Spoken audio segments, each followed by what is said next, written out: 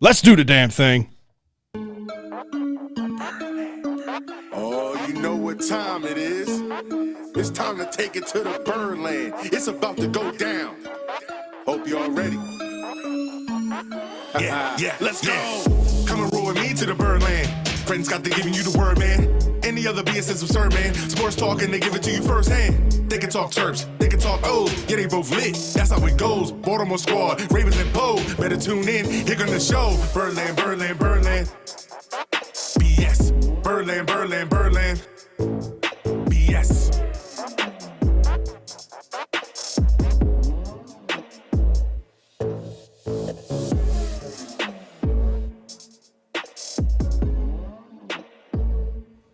It's all about that BS, baby.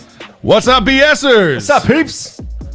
Fred, Scott, Ryan, James and Drew, and special guest for the, I guess, third time at this point, right? Yeah, I think so. NFL players agent Jobeth Bowers of First Down Sports joins us in the studio again.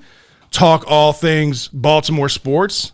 Get your take on some things with what you've been up to, what some of your latest signees have been up to, that whole process and everything that they're going through with the draft coming up. Excited to have you on the show. Yeah, thanks for having me again. It's always a pleasure. And I think that that video montage that you guys, the lead in, this is the first time I've seen it. That's pretty. Oh, so that means sick. You don't watch the show every week. I definitely don't make it at the very beginning. When I do Open mouth, insert foot, but that's okay. No. Listen, I thought about this during the intro as I was seeing it. I said, I know I'm going to blow myself up when I say this, but look, it is what it is. All right? We love it. Appreciate you guys tuning in as always. Ryan and I are back from our Florida trip, a lot more relaxed. We had a great time down there. We know you two went to Florida. Let's get the show going, okay? Says like the Florida resident over there. Yeah, right. Well, we got a lot to cover on the show. The Ravens finally make the move to add a veteran wide receiver. Was it the right guy? There's been mixed reviews on social media. I think we're kind of torn on it even amongst ourselves. We got a lot of bodies in here. I'm sure there's a lot of opinions on that. Talk about that. The Lady Terps come up short in the Sweet 16. Just a little bit. After a pretty historic season for them. So we're going to talk about that. And Mark the overreaction. Turgeon. The Mark Turgeon situation. Jobeth here has an interesting take on Jake Funk, so we're going to talk a little bit about that too. That'll be fun. The Orioles narrowing down the roster with some surprises and surprise trades and moves right before opening day. Yeah. I'm pretty sure the Orioles are all in on the number 1 draft pick next year, so we'll talk about that. Okay. Just based on some of these moves. And in this week's rundown, we're talking perverts, satanic houses, and Deshaun Watson, because somehow he ties into one of those topics. So we're talking a little bit about that. Before we do too much, though, we do want to remind you, if you've ever been injured at work or in an auto accident and weren't sure who to call, 855-MD-CRASH. The Maryland Personal Injury Attorneys that'll have your back. If you find yourself in an unfortunate situation, just like I have a couple times, give our team at MD Crash a call right away.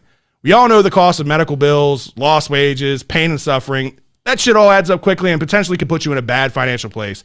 If you want a team that'll handle your case, big or small, and just give you some peace of mind, save this number now. 855-MD-CRASH. It's 855-632-7274.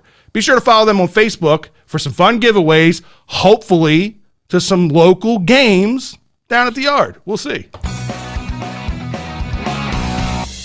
All right, guys. So let's talk some flock talk. We're going to start this segment off by taking a trip down memory lane. I kind of want to get a little bit of everybody's take. 25 years ago, when the Ravens announced yesterday the anniversary of the name birth. The name day. The name day of the Ravens. It was 25 years ago yesterday. I don't know if you remember or not, but it was a poll that they did on the Baltimore Sun. They had a whole bunch of names that they had narrowed down to 3. It was the Ravens, the Americans, and the Martyrs. Those were the 3 choices, the final choices. You had the Bombers, the Mustangs, the Railers. My personal favorite, and I like still to this day have a little tie to it, the Stallions, which were the former CFL team that ended up going up north to Canada. They were thinking about bringing that and keeping that here. What are your guys' recollections? I know, Scott, you might have been like 2 years old at that point or something. I don't know how old you were. Oh, thanks. In 96. Thanks. No, I was 8 years old, and I do remember it, first off. Very different. So, and I don't know why you're saying that, because he's the same age as me, so it doesn't matter. It's true. That was still 2 years before me and Scott played in the championship game in rec ball. And right? Still in your Huggies. Sipping on some Kool-Aid, some of the Huggies drinks from back in the day. So I do remember this. I do remember, them being down in front of the USS Constellation when they made the announcement. Yeah. Holding up the card and then the big football with it peeling down. I remember all that stuff, and I do remember, just for correction, to keep with the theme of you mispronouncing things, it's Marauders. Marauders. Marauders. What I say, murderers? That's more accurate. Marauders, I think what you were saying. I don't know. But no, I do remember it, and it was, you think back, and it was like, for me, I didn't know football prior to that. Right. Football in Baltimore. So it was the birth of football for me, and kind of getting to know it and seeing literally it start from stage one of picking a name. Right. You don't think about what goes into that. Right. And you look at these franchises now, and it makes you kind of wonder, back in the day, how did some of these other teams pick their names, right? Was it the same type of thing? But they really included the city of Baltimore. That's why this is Baltimore's team. Yeah. Let me ask you, Joe, do you remember, for me, I can kind of remember having mixed feelings about it. Of course, I was super excited. We're getting an NFL team, right? I was, 14 at the time. I grew up. I couldn't root for the Redskins. I hated every Washington team when I was a kid, so I was a 49ers fan. But I can remember just how torn up my dad was about the Colts leaving town and going to Indianapolis. So I guess in the back of my mind, I almost felt sorry for Cleveland, as we're kind of doing the same thing to Cleveland that Indianapolis did to us. What was your kind of take on that whole situation when you were going through that in '96? I mean, I can tell you that the kind of the politics of it was not really something that was in play in my mind, at least. It was just, I was 2 or 3 when the Colts left. So that I have no recollection of that. It was not too much of a big deal in my growing up, largely because of my age and everything like that. So it's, what has been interesting for me to see is over the years how different the Colts leaving here and in the middle of the night without warning, everything going with it, all of the history and everything, versus when the Browns basically shed and kept all that stuff there. Right. So the honor or lack thereof that was the Browns remains in Cleveland, and it was almost as if it was a new franchise. So to see over the years how vehemently opposed anybody related to Cleveland is when it comes to Art Modell getting into the Hall of Fame or anything like that, it's not the same. Yeah. I kind of agree with you. I mean, I think is what's got Baltimore fans or the older generation more up in arms about everything, was the fact that they took the entire history. They took everything with them, everything that was built, all the championships, the name, all the records and everything that we had. And you're right. I mean, we were able to create basically a clean separation. When the Browns came here, we left them with the naming rights and all of that. So yeah, I agree with it. It's just crazy that was 25 years ago. It does not feel like it was 25 years ago. Go ahead, Ryan. What I didn't understand was I heard the announcement on the news today, which of course I don't remember. Again, I was 8. Right. And they announced them as the Baltimore Browns, which confused me because I thought that we immediately left them with the naming rights and everything else. I knew they were the Browns. Right. But I didn't know that ever was even in a moment of time. They never took the field. They never went public as the Baltimore Browns. But yeah, I mean, when they first got here, that's just how they were referred to, because they hadn't gone through the process of the name change or anything like that yet. But that was the whole point of 25 years ago yesterday. Wait, are you talking about the baseball team that moved to St. Louis? That's a long time ago, a long time before any of us were ever even thought of at that point. But yeah, just kind of cool talking about the history. But in other news, the NFL today announced, I knew there was rumors about this, and we kind of expected this was going to happen at some point. The NFL and the owners agreed to expand the regular season schedule from 16 games to now 17 games, making it an 18-week season moving forward. We played a 16-game regular season since 1978, so by far the longest stretch without a change in NFL history. So this was something that was probably going to happen again. We've talked about this pre-show. This was something in the works for a long time. I wanted to get your take because I know a lot of fans out there are kind of confused on this, right? So keep it as simple as possible, right? Let's just say player X makes $17 million a year, right? And we know that they get 17 game checks a year currently prior to this change, right? $1 million a year or $1 million per check. You're now adding an 18th week to the schedule. That player X is now getting $18 million for the same year. So it depends, and I know you told me not to make it overly complicated, but we're talking about player contracts and the CBA and the salary cap, and there's nothing but complication there. So there's kind of a line drawn in the sand. So this thing, first of all, to anybody who thinks that this is just getting thrown at the players, this was part of the new CBA that was ratified like 2 weeks after the Combine last year. Okay. The players voted on it. They knew that it was coming. It was either coming in this season or next season. It was just a matter of the league and the owners working out the logistics. There's another line drawn in the sand when it comes to contracts and when they were negotiated. So if it is a new contract, anybody who's restructured, re-signed, anything. New as of when? Pretty much since that deal was signed. Last year. Last year. Gotcha. So, and you know, like the Humphreys deal was a new deal since this. Yep. No impact, no change, no nothing. The expansion of the league year was already contemplated within that contract. Got it.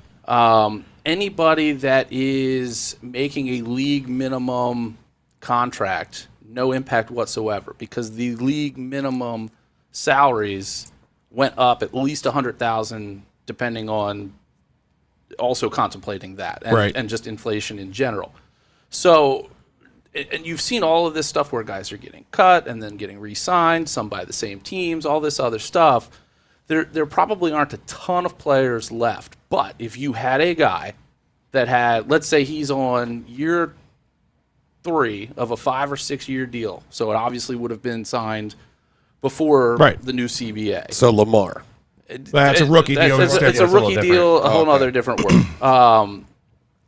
If that player had a $17 million base salary, which isn't really a thing, but let's just say for the math, he would get an extra $1 million game check. So anybody that's kind of in that weird limbo area, that their contract was not a minimum contract or was not negotiated prior. Was negotiated prior. They're getting an extra game check, basically. Okay. 116. So I think 117 because they still get paid even on the bye week, right? Yeah. So then I guess make it simple. We already know the Ravens are tight against the cap situation, especially after you start talking about draft picks that they got to sign and other situations, extensions that might happen, that kind of thing. Is this going to impact the Ravens cap situation this year? Are they now, because they're shelling out more money for this extra game for these players, are they now going to be closer to their cap number, their max? It's my understanding that there's going to be no impact for that extra game on the cap. And I think that's what everybody's concern out there, at least that I saw on social media, was what is this? What are the ramifications of this against the salary cap? Does this now decrease the chances of the Ravens being able to go out there and sign another free agent because now they don't have as much cap space as they once had? But if you're saying that that's not the case, then we could put that people's mind at ease. No, I don't think that's going to be an issue in general. And even if it were, like before the show, as we were looking through the roster, and again, the impact, and again, you asked me not to get complicated. And it's trying to keep it as simple as we can, but I know that that's not nothing possible. But that. So here's the thing: when somebody has a contract, and you see these contracts, and there's, let's say that Lamar signs a 5-year, $200 million deal. Right. That's $40 million, right, or a year. Yep. That's probably about what he's worth. Yep.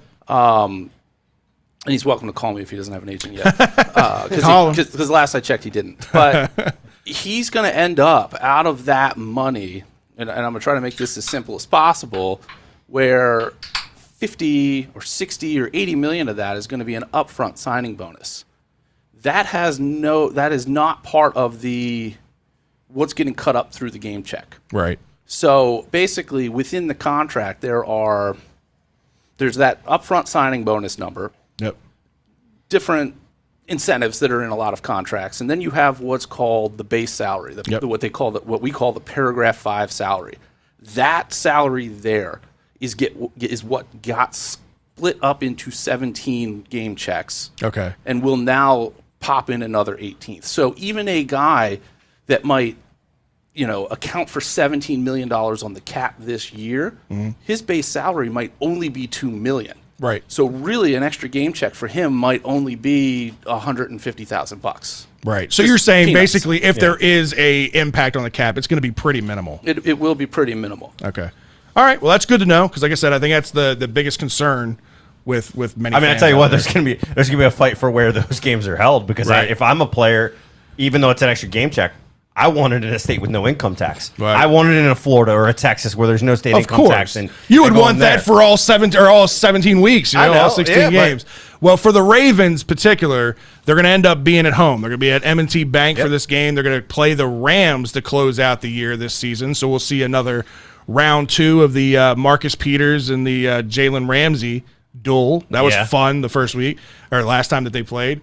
Lamar Jackson, Hollywood Brown. I mean, they went nuts in that. Was it Sunday Night Football or Monday Night Football? I think it was Monday Night Football. That game was absolutely ridiculous. One of Lamar's best games as a pro. Yeah. So it'll be exciting to see if he can duplicate that, or do the Rams come in here pissed off and want to prove a point that they're for real. They got a new quarterback. Right, Matthew Stafford. What's your take on Matthew Stafford as a player, right? So we all know he went to Detroit, which is like a curse for any player that goes there, right? Do you think Matthew Stafford improves the Rams' chance of being a Super Bowl contender or a playoff contender? I mean, they're a team that had, absent some flaws on the offensive line, a lot of the pieces were in place. I'm more concerned looking at the Rams and the perspective of what they have paid to both obtain and get rid of their old quarterback. I mean, he's what, 4-5 first-round draft picks? I don't remember what the math is. Something ridiculous, yeah. It's pretty bad. Now, with respect to the location of the 17th game, obviously they're cramming this in pretty last minute this year, but I think that the plan moving forward is that whatever is the, quote, 17th game is going to be played in a foreign country, whether it be in Mexico, London. I've heard they're trying to put Germany on the map and play a game there. So within a year or two, not this one, I think that every team is supposed to have an overseas game out of the country game. Yeah, interesting. That'll be fun. I mean, the Ravens didn't fare very well last time they were in London, but either way, that went great. We lost half our fan did base. not go well.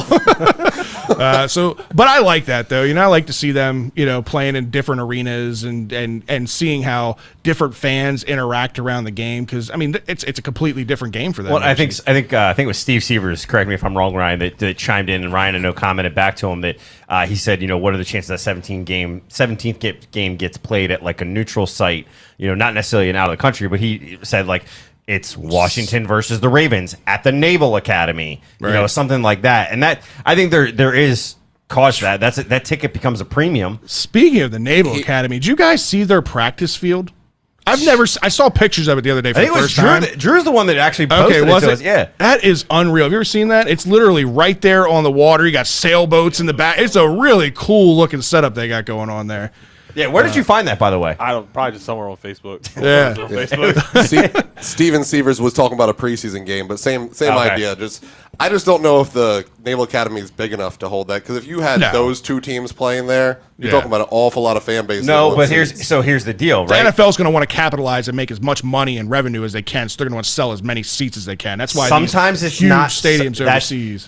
Sometimes it's not about quantity.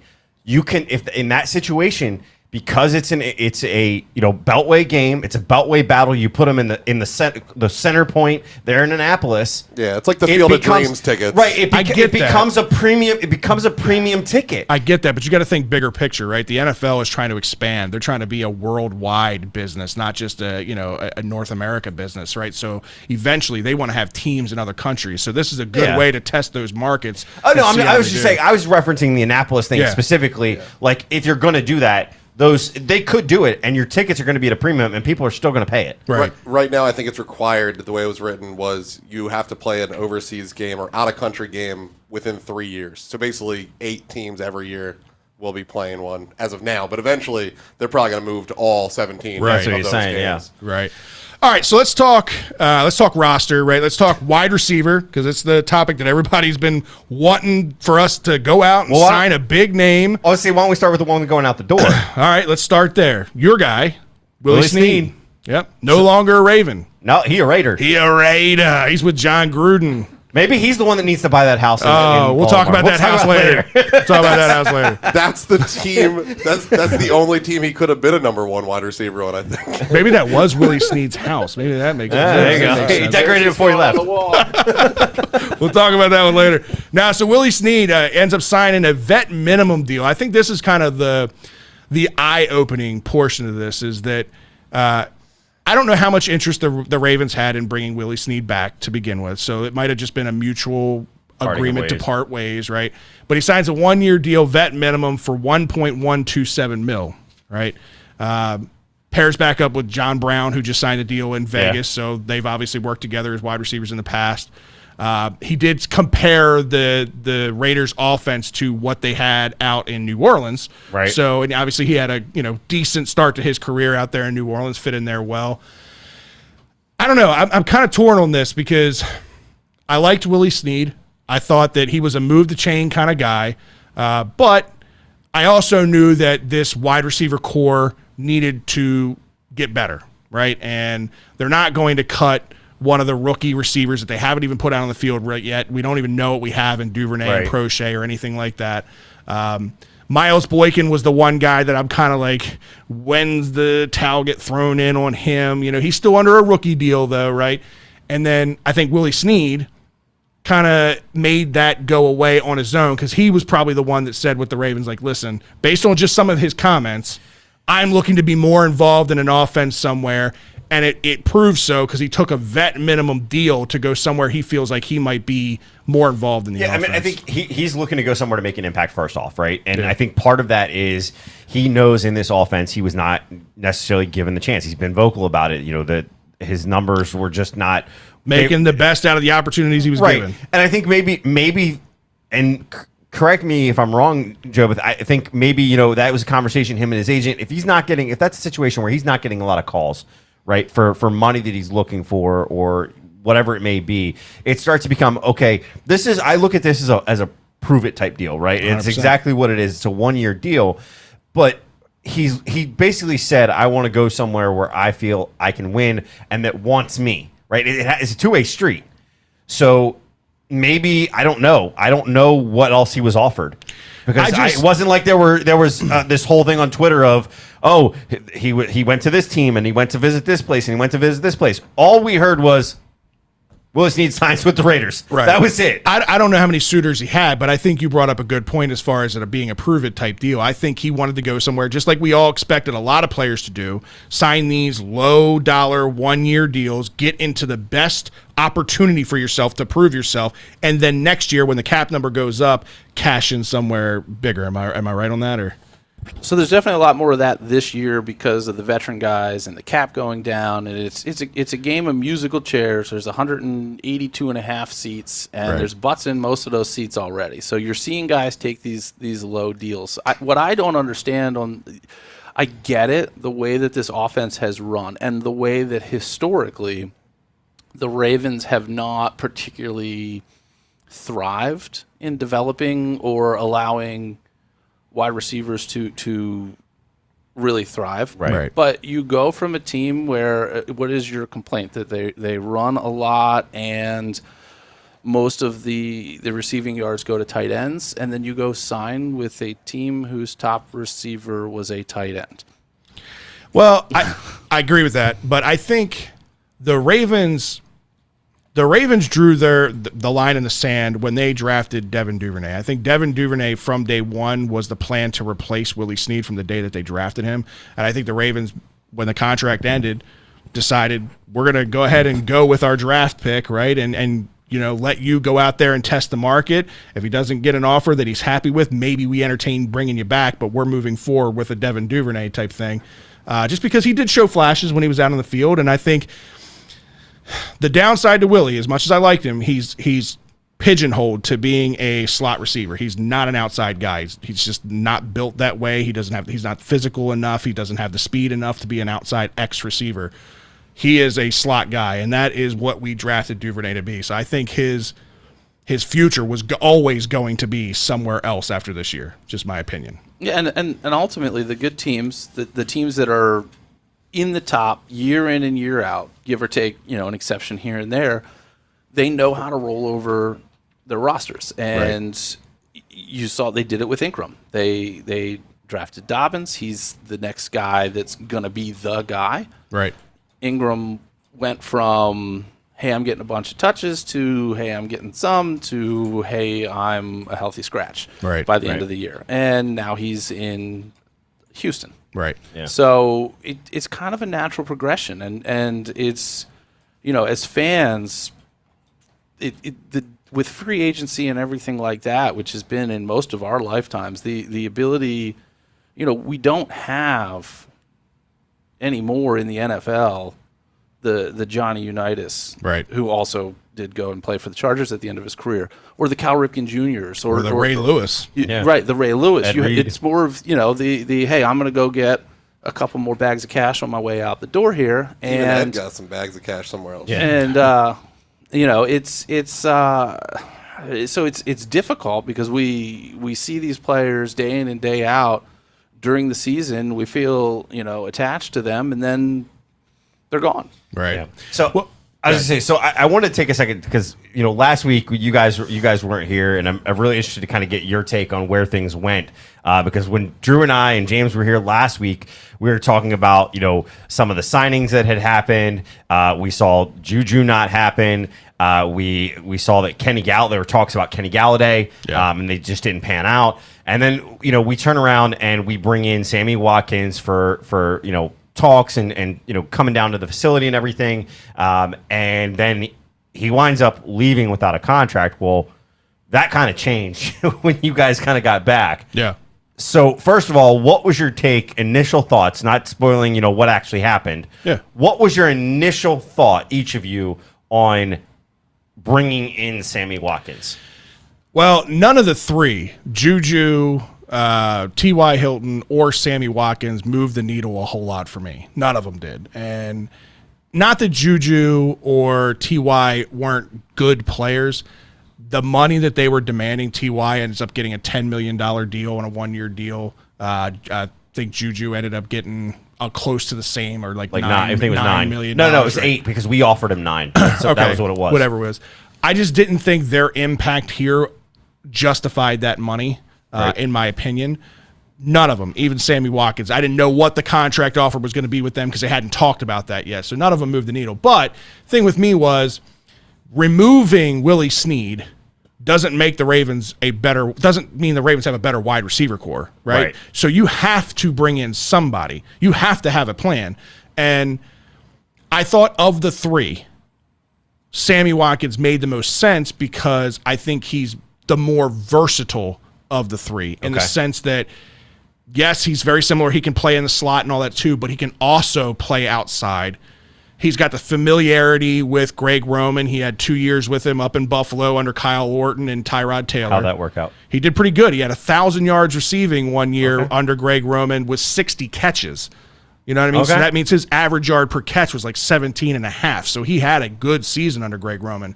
That's what I'm saying. There were some positives with Sammy Watkins. I wasn't blown away. But again, you have to replace him. There's no guarantees with the NFL draft. You never know what's going to be there at 27. You never know what's going to be there at the middle round. So you can't 100% put all your chips in on the NFL draft.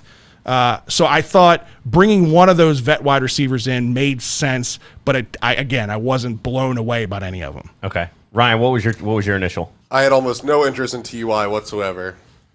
Juju, I think, is just as versatile as Sammy Watkins, but that money was going to be way different on the Juju deal. So if I'm going to pick one, I guess I'm glad where we ended up was on the low number. Because like I've said on here before, I was not excited about Juju. He was not somebody, I thought he's another number. He proved in Pittsburgh he's a great number 2.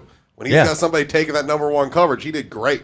But when AB dipped out, that was all she wrote for him. So I wasn't too excited for him either. So I'm okay with where we went. I wish it would have been Galladay, obviously, but outside of that, whatever. Well, they end up signing him. They end up signing Sammy Watkins to the 1-year, $5 million deal. I think with incentives, it can be up to $6 million. The thing, and Ryan and I talked about this when it first happened. You know, Ryan's like, "Oh, this is another old receiver." I'm like, "How old is he, Ryan?" And obviously, he tempered his number down at that point because I seriously would have guessed 32 if he hadn't said no, he's not beforehand. And it does seem like Sammy Watkins has been in the league a long time, but at this point, he's only 27 years old with injury history. I get that, so he does have the injury history, and that's going to be taxing on him. But at 27, the guy's 6'1", 211 pounds. Like I said, he does bring some versatility in the sense that he can play inside or outside. And this offense, they like to move wide receivers around. Hollywood Brown took a good bit of catches, or had a good bit of his catches outside, and he had a good bit of them inside.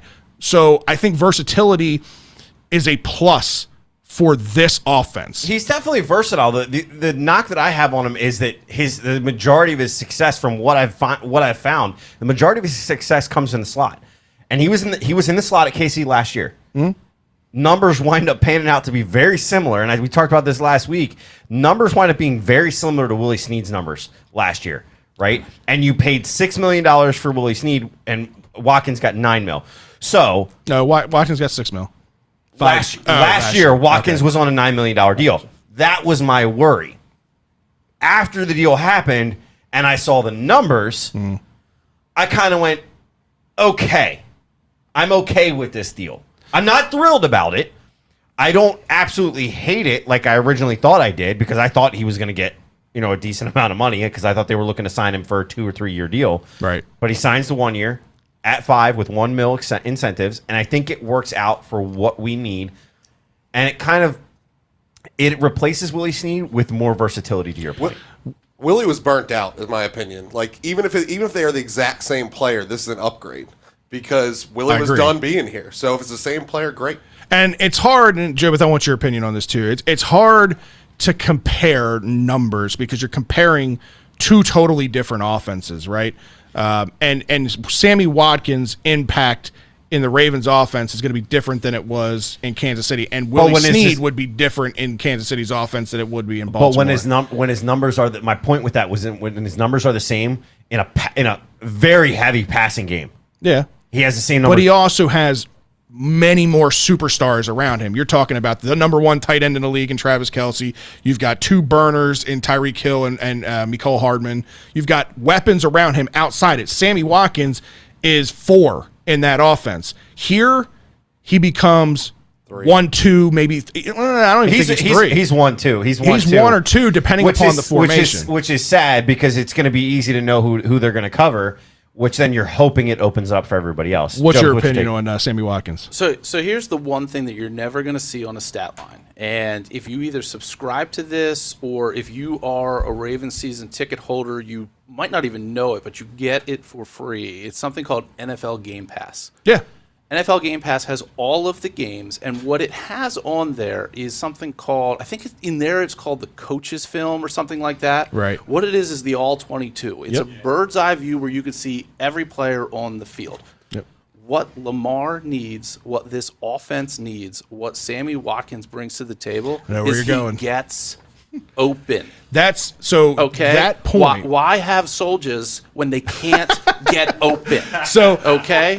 Willie Snead wasn't open for the pass in the end zone that he granted got taken out in the Pittsburgh game in Baltimore because he wasn't open. Right. Well, because he can't catch. You took my point literally right out of my mouth, because one of the reasons I've said this really for the last 2 years, one of the biggest reasons that Mark Andrews is as successful as he is in this offense, one is because he's a very good pass-catching tight end. I get that.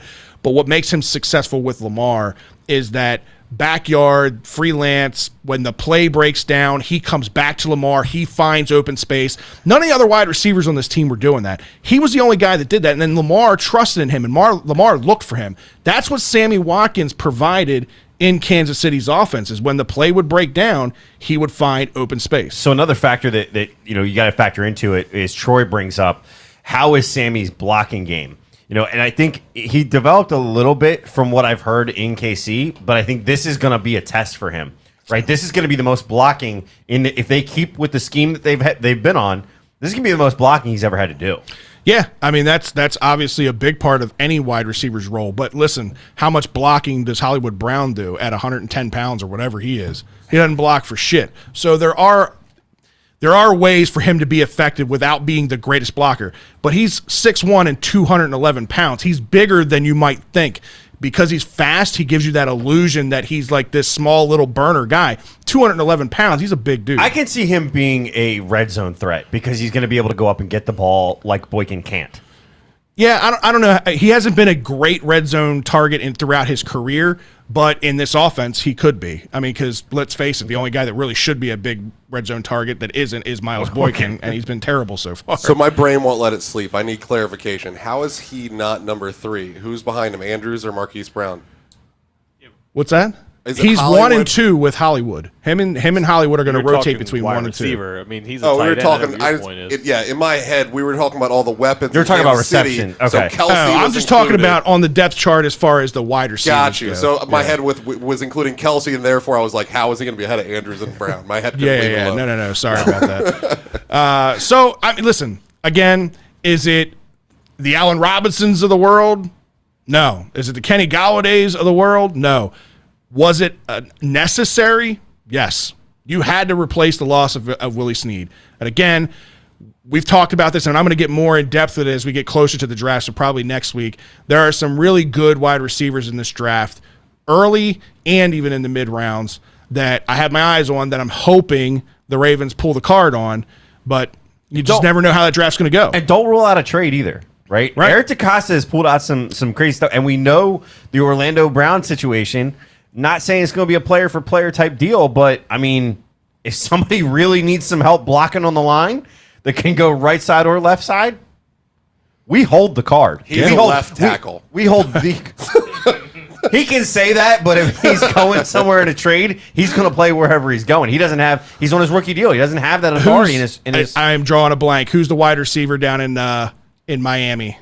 Devontae Parker. Devontae Parker. Keep an eye on him. That could be a name that comes up. Miami's had said to been interested in Orlando Brown at one time. They got an abundance of draft picks right now. Right. And look, Tua's left-handed. He can go play left tackle all he wants down there. Yeah, right. That's exactly right. All right, so let's take a look at free agency moving forward. Obviously, they got one of their offensive linemen. They bring in Zeitler. They bring in wide receiver with Sammy Watkins, right? Do you think the Ravens are done in free agency at this point, or do you think that there's some other moves? Obviously, there's still absolutely necessity at pass rush, edge rusher. They got to fill some holes there. Yeah. There could still be some help on the offensive line. We still need help at center. I know fans out there got all hype about the 1 or 2 games that Cologne Castillo was out there, the undrafted guy, and he looked great in those 2 games, but I don't know if the Ravens are ready to put all their chips and say that he's going to be their starting center. Does Bradley Bozeman move over to his natural position and play center? The Ravens have some options now that they brought in Zeitler. What's your take on free agency? Do you think the Ravens are done in free agency? Do you think they make some other moves? I mean, like you said, the biggest glaring hole that's there is obviously a pass rusher. They're completely depleted there. And there's really only a couple of real names out there on the market. And I'll tell you right now, Clowney, he's not coming to training camp, all right? Yeah. And we saw this last year. He's not signing a deal until he doesn't have to show up and put in the work. And that's his MO. Tells me he's not coming to Baltimore. Well, let me not because he doesn't have the skill set or the raw talent or anything like that, but if you want to come to Baltimore, you got to play like a Raven. I 100% agree with you. I mean, Clowney, he's a freak athlete, right? He's I get it. He hasn't had like the double-digit sacks in his career yet, so everybody focuses in on the sack number. But he does create a lot of pressure. He is very disruptive. He is a good player, but he is 100% a me guy, and me guys are just not the guys that work in the Ravens system.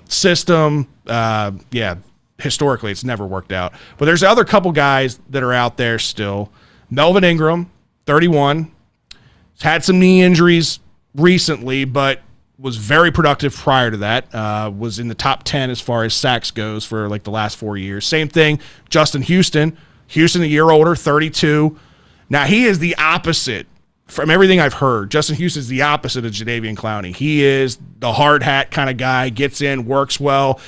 He's a good locker room guy, good huddle guy, good veteran presence with this, defense with need. Especially, you got young linebackers out there, and Malik Harrison and Patrick Queen that you invested high draft picks in, right? You need to have that veteran leadership out there. I think that's why bringing back Pernell McPhee was a big thing for the Ravens. But beyond just what his production was and the limited snaps he had, having that veteran leadership there is big. What's your opinion on Melvin Ingram or Justin Houston, the potential of them? I think that looking at the defensive end, the edge rusher, whatever you want to call it, because they're kind of spinning that off as two different positions on some draft boards, is incredibly thin in this draft. So you're either going to see a trade, you're going to see one of these guys get signed. Again, I doubt it, but because it's just not their style. But you might see Clowney come in at the last minute because that's when he's going to sign with somebody. But they've got to do something because they've got very little there right now. They're super thin, and there's still just not that guy that's there. So maybe they end up with a trade, although I don't know that there's a ton of depth out there that somebody's like, oh, I got this guy, you can have him. But they need to get somebody there. I agree. And listen, there are some freakish athletes in this first round as far as edge rushers go. I mean, some of these numbers that these guys are putting up, the 40-yard times that they're putting up and whatnot right now at the pro days have been unreal. So there are some freakish athletes, but the more that they put up these better numbers, the more chances are they're going to go higher in the draft. And the Ravens historically just don't trade up in a draft to go get a guy. If they're going to this year, probably makes sense, but I say that freaking every year, it feels like. But I don't think the Ravens are going to do that. I think the difference is this year is that we're seeing the sense of urgency. I mean, after everything we were hearing from Harbaugh, right? It was like I'm not gonna beg a guy to come here. Right. It was interesting to see that we were hearing about Eric DeCosta trying to go after some of these top tier wide receivers, right, that were on the free agent market at the time. So I think there's a shift happening, and I don't know what it is yet. And this, I know we say it every year, but we know the window's tight. Yeah, we know we're coming up on it. I think Eric DeCosta sees it and feels it. I don't know. Maybe this is the year that he leverages a little bit of the future to go up and move up and get that player that he wants or feels that we absolutely need. Right. I mean, there's so many things running through my head right now as far as things that he could be doing, whether it's through free agency. We talked about Devontae Parker at wide receiver. You usually don't see a whole lot of trades involving offensive linemen. Occasionally you'll see the pass rushers like Yannick last year. Right. That didn't exactly work out. A guy like Ingram in Houston, the two of those guys, I think the issue with them is the age and the snaps. So it's almost like you have to, I don't want to say you got to get both of them, right? But if it's a guy that you're worried about snaps in the end of his career, you got to have somebody in backup. So if you're going to do that, then you've got to find a way to find somebody in the draft that can sit behind that guy and learn a little bit. I think the other guy, Madubuike, he needs to step up a little bit more, right, and be able. And to he will. He does. He made some strides throughout the year, but we need to see some bigger strides sooner. Yeah. To fit this window. Otherwise, if you can't fit this window, before you have to pay everybody, you've got to figure it out a different way to do it. So here's the thing. The one thing that have always made the Ravens successful has been their ability to stay patient, right? True. And yes, there are needs with this roster. I think Eric DeCosta is done in free agency until after the draft. I think he's going to see how this draft shakes out, what he ends up with. The cap situation right now is tight, so he doesn't know how much money he's going to have. There's a couple of things you got to remember, right? They've got this incoming draft class, which on average is going to cost them about $6 million in cap space this coming year. You got the potential for the Earl Thomas grievance situation that's still lingering out there, right? If that ends up getting finalized, that's an impact, and it goes against the Ravens. That's an impact on the cap immediately this year. You got a possibility, we talked about this prior to the show, we got possibility of extensions. He's talked to Lamar. He said he wants to talk to Lamar on working an extension, possibly Mark Andrews. That's another extension he's working on. Those are going to increase the cap impact this year. Might not be substantial this year, but it will increase the cap impact because they're both on rookie deals.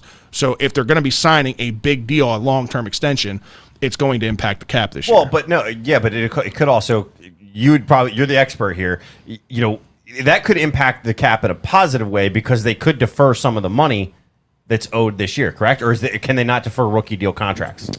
So what happens, it's the signing bonus that we talked about earlier gets prorated across the life of the contract. So if it's a 5-year deal with a $50 million signing bonus, $10 million of that counts toward the cap every year if the guy stays on the team. Full time, right.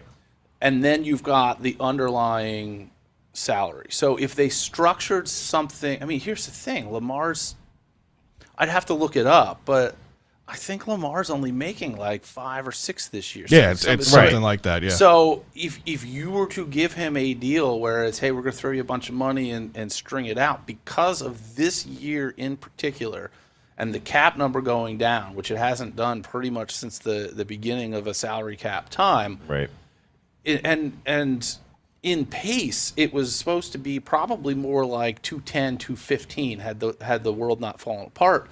So you went from what should have been what we expected. If you're signing a guy to a deal, you know, long term 2 years ago, you're kind of mapping out this gradual increase of the cap. So you've slotted numbers in there of a guy that, you know, for a cap that you thought was 212, 215, where it's 182. Right. So you're kind of jammed up. So there's not really a way to get it lower for this year. Right. And that's kind of where I was going with that. Go ahead, James. I have the stats up. He's making $3 million this year. Okay, so even worse. Lower. Yeah, even worse. That even means worse. The extension would then impact the cap even more. Yeah. So there's a lot of things that the Ravens are working behind the scenes. It's not as simple as them just going out and saying, we got a needed edge rusher, let's go sign a guy, because that's what everybody wants us to do.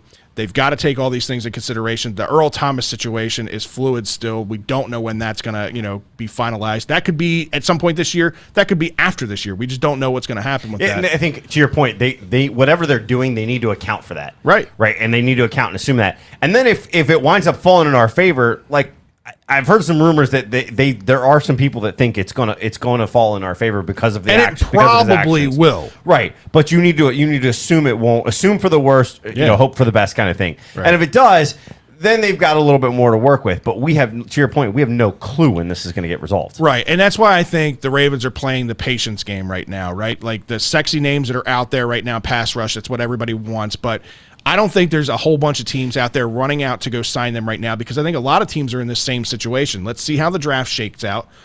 Once the draft happens, there's always a line of cuts that come after that, veterans that are cut, that the Ravens might, those dumpster dive type deals that we might be able to bring in after. The only thing I would say to that is, like, I don't know that I fully agree with that based on what we saw with the wide receivers, right? Because the number that we were hearing on Juju was $9 million. Mm-hmm. All of us agree. The team that he was just with wasn't even willing to pay him that, right? Wasn't even willing to offer him that. And the signing bonus that we were offering on top of that was also more than what they were offering. So our overall contract, we were throwing money at Juju Smith-Schuster, right? And then the fact that they also went after Kenny Galladay, right? And the fact that he got a decent-sized contract. Yeah. So I don't know that I can say that they're being a little bit on the conservative side, because yes, they are 1-year deals, but it's all 1-year deals that would have impacted this year. And the patience game would have been waiting to see. If I'm the Ravens, when T.Y. signed, I might have peeled back a little bit. I might have restructured that offer and said, well, wait a second. Since you left here and didn't want to sign, you went there. They like T.Y. more than they did you. Yeah. that situation to me was the first time I've ever seen the Ravens scream desperation, is what it seemed like to me. It's that they knew these were the three guys that were going to have some sort of an impact this year. We need to get one of them. Yeah. And they went out there and they made offer after offer after offer and were aggressive with it, right? I don't think they feel the same way about pass rush, because when you look at the Ravens, what they've done with pass rush historically, between bringing in Paul Kruger and then him getting a big deal, Pernell McPhee, he ends up leaving and gets a big deal, Zadarius Smith, now Matt Judon. The Ravens are confident in themselves that they can bring guys in and develop them. I think that the veteran signing will still happen. I still think that they will bring another guy in at pass rush because they have to, but I think that will happen, in my opinion, after the draft. Okay. So speaking of the draft, Jobis, obviously you represent some players currently in the NFL, and you're representing some guys getting prepared for the NFL draft this coming year. Out of all the guys that you've kind of got your eye on, or guys that you do represent, are there any guys in this draft, maybe later in the round, some value guys that you're keeping an eye on that you think might make a good fit here in Baltimore? Well, I mean, we talked about this earlier. One of the players that I represent is a linebacker. Played for Buffalo. He played for UCLA. His name's Tyree Thompson. He got injured, ended up playing transferred, played his last season in Buffalo. Khalil Mack. Yeah. Well, he's the kind of guy that, as we were, I was talking earlier about coming to Baltimore, he embodies that play like a Raven kind of mentality. He is a hard worker. He is not about me. He's sometimes you see this with guys, although not as much as you think that they should. He did a thing in his pro day where he was raising money for a charitable organization based on the number of bench presses that he puts up. That's awesome. Wow, that's awesome. Things like that. Like, he's the kind of guy that, especially it's the yin and the yang here in Baltimore, and it has been since pretty much the beginning of time. If you are a wide receiver and you're looking to go someplace where you're not going to get noticed and you could just tail off your career, hey, go to Baltimore. If you are a linebacker who wants to get developed and turn into a monster, whether it be a late round pick or an undrafted free agent guy, I'm thinking like the Bart Scotts and guys like that of the world, this is the place to come. We make up at linebacker where we lack in wide receiver. Where they will crank you up and make you a guy. And I mean, as far as fits for here, of the guys that I represent, he's totally on point there. Where are you projecting him currently? Do you see him as a late round draft pick? Do you see him as an undrafted guy? Where do you really think he'll end up? He's kind of in that range. He could go either way because this draft is fairly. I mean, here's the thing. This time last year, there were 1,500 players signed to agents. Wow. There are currently about 500. Wow. So it is a much thinner draft. Now, one of the things that doesn't exist this year that existed last year, and again, that's obviously those players don't all end up somewhere, but there's only about 256 that get drafted, and then every team's got a different situation for how many guys they have to sign to fill their 90.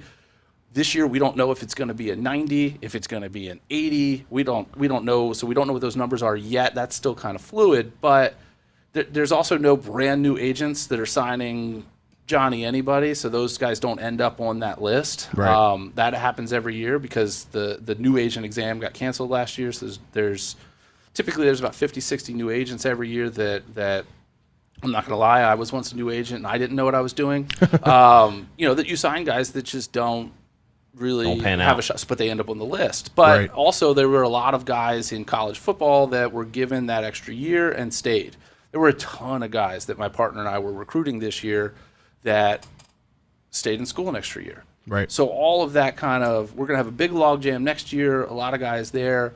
Definitely late round value, possibly an undrafted free agent, but he's the kind of guy that I can tell you right now that for this player in particular, and actually one of the other guys that I represent, who is an edge rusher but a little undersized at edge for the NFL, but he plays special teams. His name is Ethan Tuckey from Cincinnati. He's blocked 6 kicks in his career. Oh, wow. He's been learning to long snap. I don't know, maybe the Ravens don't have a long snapper right now. Both of these guys are guys that, in what we as agents call the 8th round, a lot of time, it's the phone calls that start in the 6th round about your guy, texts that are going out to them, this, that, and the other. These two guys are guys that if an offer came from Baltimore and a handful of other teams, Baltimore would probably be either the best fit or very near the top of the So fit. what I'm hearing is somebody out there clip this segment, send it over to EDC, and EDC contact Jobeth. He knows what he's doing, and these guys are probably, these are kind of guys that at this point in time, teams are, they'll reach out to, but they kind of stay kind of quiet because they want them to stay under the radar. They want to be able to get them at a value, and why not? Especially in a year like this. Why are we talking about that? Yeah, right. Listen, I want the opposite. Right. Yeah, I know. Exposure. Yeah, I gotcha. So, who out of all the players that you represent is there that maybe diamond in the rough, the guy that maybe people are sleeping on that might end up going higher in the draft that people are projecting right now? So, speaking of Watkins and his cousin, Austin Watkins, who didn't play much because he opted out in this year at UAB, their running back, Spencer Brown, we represent him. He is a guy that is, I've seen him bouncing around draft boards. I've seen him probably no higher than the 4th round. Okay. Look this guy's stats up. He is the all-time career leading rusher at UAB. One of 2 active players at the end of this season, running backs, with over 4,000 rushing yards. Wow. 2-time conference champion, MVP. He is, and if you want a comparable, look to Cam Akers from this guy. And again, he's probably not going to end up in Baltimore because there's plenty of running backs. Never know. Ravens will always pull that wild card. Best man available. That's right. He could become that guy if he slips the same way that Dobbins ended up getting. That he was there when he shouldn't have been. Right. So why not? Definitely a possibility. I would, and they certainly have made contact with him. Yeah. Have reviewed film with him and everything, which is fairly standard. I mean, he's a guy that's going to end up, getting drafted somewhere. We're not exactly sure when because it's all of that. Hey, who's available? Who's valuable? Do we have a need? Can we slot him in here?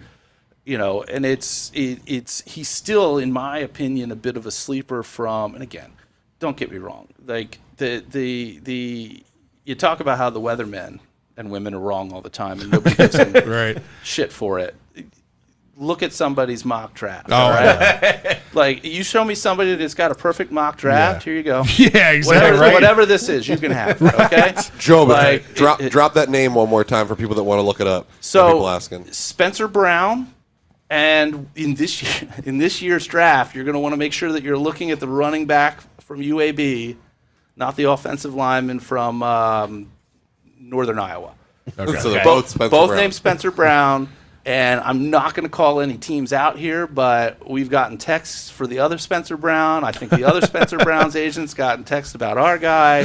You got to make friends with his agent so you're all find out everybody. We have been in touch. We have coordinated. We have shared notes. We are kind of on the, hey, we got this situation this year. It's a thing. Hey, I got an email for you. Here you go. If you get one for me, pass it over. I'm guessing Houston's on that list of teams. Right state, wrong team. There we go. So, but here's the thing. Like, there's not... you would be surprised, or maybe not, and hit me if I'm going over. No, you're good, man. You're good. How... We're just going to cancel the rest of the segments. Unorganized some of these teams are. Now, I'm going to draw some lines here if you guys want to do all of the research of looking up First Down Sports, finding out who I am, finding out who my partner is. At the end of the draft, there was a player with a very similar name to my partner in the sports agency who got drafted by a team who will not be named. And my partner got a text message from this organization's one of the position coaches being like, hey, it's great to have you on board. We're going to be, He should have held him to it. And I'm like, bro. You're an NFL player. Get on the plane. Right. Sign that contract. You told me to be here. I'm here. Give me my money. Give me my check. That is hilarious. That's great. Oh, man. That's awesome. And when you look at the name and you look at, who got drafted last year and everything, like you'll be able to find it pretty easily. It's scrolling through a list of contacts, and very easy to mix up. Okay. All right. It's awesome.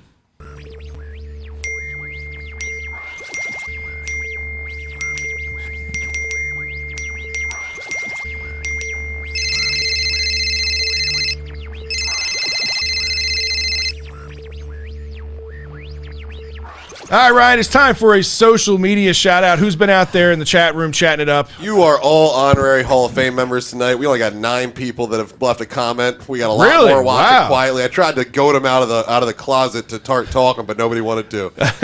Buffalo Chuck, SS Severs, Kamal Porter, Jamal Caldwell, Lamar's daddy's in the house, Samuel L. Jackson. Nice.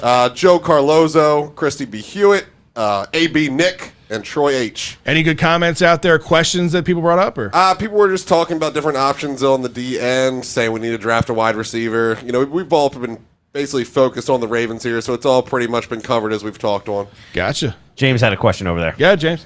My biggest take, I think we slept on a player that we could have got early real cheap, and I have said it before, Terrell Williams, who got released by the Raiders. Detroit picked him up for $4 million for 1 year. I think he'll have put up better numbers and play more games than Sammy Watkins. Yeah, Tyrell Williams was a good one that was out there. Marvin Jones is another one that I was kind of sad to see us miss on. But I agree with Tyrell Williams. Marvin Jones is old, right? What happened That's there? my fault. Scott, It was on the wrong said- screen. What Hey, the hell? Scott said this video is so fire. Jobeth I wants to was see gonna it make it again. better, but never mind. I was going to say, I went to hit that and it wasn't there. Just oh, let it be. jeez. Well, we're just gonna let this play out. Nobody's mad about this. It's the best part of the show. Sports talking, they give it to you I first love hand. seeing that Lamar shit every fucking time. Yeah, though. that spin move on the goal Favorite part of line. the week. Yeah, it's commentary in this. Better tune in. The show. Well, just in case you missed it for the first time. I don't remember the rainbow beak one. Oh.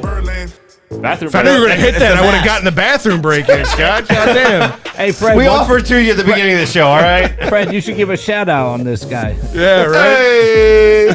Now we wrapped up the Ravens section. We've moved on to a whole nother show. Longest transition ever. Jesus. All right. Oh, That's the button you're looking No, for. I was trying to hit that button because it was on him. so Chuck Summers with a good question here. Did anyone get opening day tickets? Let's take polls here. Yes, Scott got opening day tickets. So, Fred. shout out to one of our friends and This obviously guy. followers, Joe Carlozo. Man, made my my opening day dreams come true. I should really thank his wife because I think it's his wife that can't end up going that freed up Yes, a ticket. it So is. thank you very much, Carlozo family. So Carlozo, put in the comments where you're sitting. I'm interested to see where you're sitting because we're taking Wyatt this year. This will be his first opening day. Oh, nice. We figured it's actually a good introduction because it won't be as crazy. We'll see. Maybe not the game. Well, the pregame. I'm hearing word that the pregame will not be as busy as you think it will be. We'll see. I'm hearing the police and riot gear will show up, but they'll be there anyway. Don't be surprised if there is a heavier police presence for that reason. Yep. I mean, that Because doesn't shock me at all. there is words I've heard rumors about Pickles will 100% be limiting the number of people in the area, even though it's outside. That hasn't been They're true gonna- since the beginning of the pandemic. I can see them limiting the amount of people that walk in the facility. I just can't see But them remember, they limiting the gate people everything outside. off. They will still be gating everything off, but it will still be limited out there with the number of people because Oh, you could include me in that limitation. I will be there. crack a dollar. Son up. Only people that get the free breakfast get to stay. That's right. When the show started, I got an email saying tomorrow single ticket game day tickets go on sale tomorrow morning. Yeah, they go on sale. So yeah, ours. And opening day is available. God damn you, Joe. Opening day's available. Yep. Look at this. Let's make him jealous. I'm We're gonna pi- put it up there. Joe, Scott's I'm just tickets suck. so Joe. I'm Nice. just gonna say, my dad's gonna be pissed when he sees that. Hey, listen. Joe is literally no joke. Joe is literally one row behind where he normally sits and about 8 seats down from where he normally sits. Wow. Hey, What is that? I'm What is that? 3 Left- sections over. Left field, 2-3 sections for the bullpen. No, 2 sections. Two sections. Yeah, he's got 86 and then 84. Because our normal tickets they're in 84, row 4, we're seats 10, 11, 12. Joe is actually normally seats same section, same row. He seats 1 and 2. So he got literally one row behind where he normally sits, and we're 3 sections over. Scott, you're just not a valued customer like the Carlozos. All right. You're in the stadium. You made the 11,000. Right, All right, guys. Much better seats It's than last year. impossible today. All right, let's talk some shell and tell, Ryan. Let's talk some Terps. Obviously the Terps basketball hoops dreams came to an end. They played 2 games. They ended up winning the game against UConn, which I didn't have them winning against UConn. They played a good game there. Jeremy Kahn was double wrong. Yeah, he was. He was. But you He's go like up me, against. shouldn't gamble on the Terps. I should never do that. Right. Round of 32, though, man, you hit a hot as hot could be Alabama squad, throwing up shots from midcourt. I mean, everywhere they Couldn't miss a three, they 50% couldn't from miss. 3. Yeah, could not miss from anywhere. I really don't think that the Terps had much luck beating that Alabama or anybody that night. Alabama would have beat Gonzaga that night. No Exactly. problem. I mean, not only are they 50% from 3, they were 50% on 33 3-point attempts. This wasn't Right. like a low number that was just like a random. That's an average there at that point. Right. And then they also were 100% from the free throw line. They went 10 for 10. Both those numbers were cut in half for Alabama the next game. Right. They hit 25% of their threes, the similar number of attempts. I think it was like 27, 28 attempts. Right. And they were only 25% from the free throw line.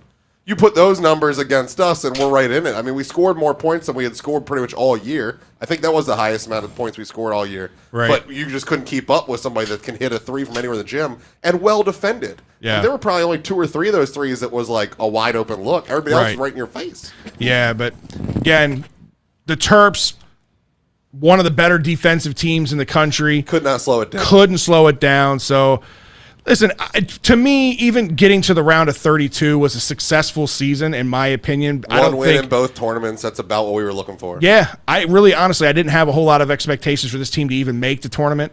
To put up the kind of year that they did, again, considering they were playing an all Big Ten schedule the whole way through and knowing how tough this conference, well, at least how tough we thought the conference was. They didn't have a still great got showing. A shot. If Michigan wins it, we Yeah. still can say it was good. Can't hope for a Michigan win. I ever. don't want Dickinson to do anything, but if it saves the Big Ten, go for it. Did you guys see? I don't know if you watched last week. Did you see and hear the piece from Daryl Morcell, his press conference after the game, and just the outpouring of emotion from him and his what really seemed to be his true leadership for this team?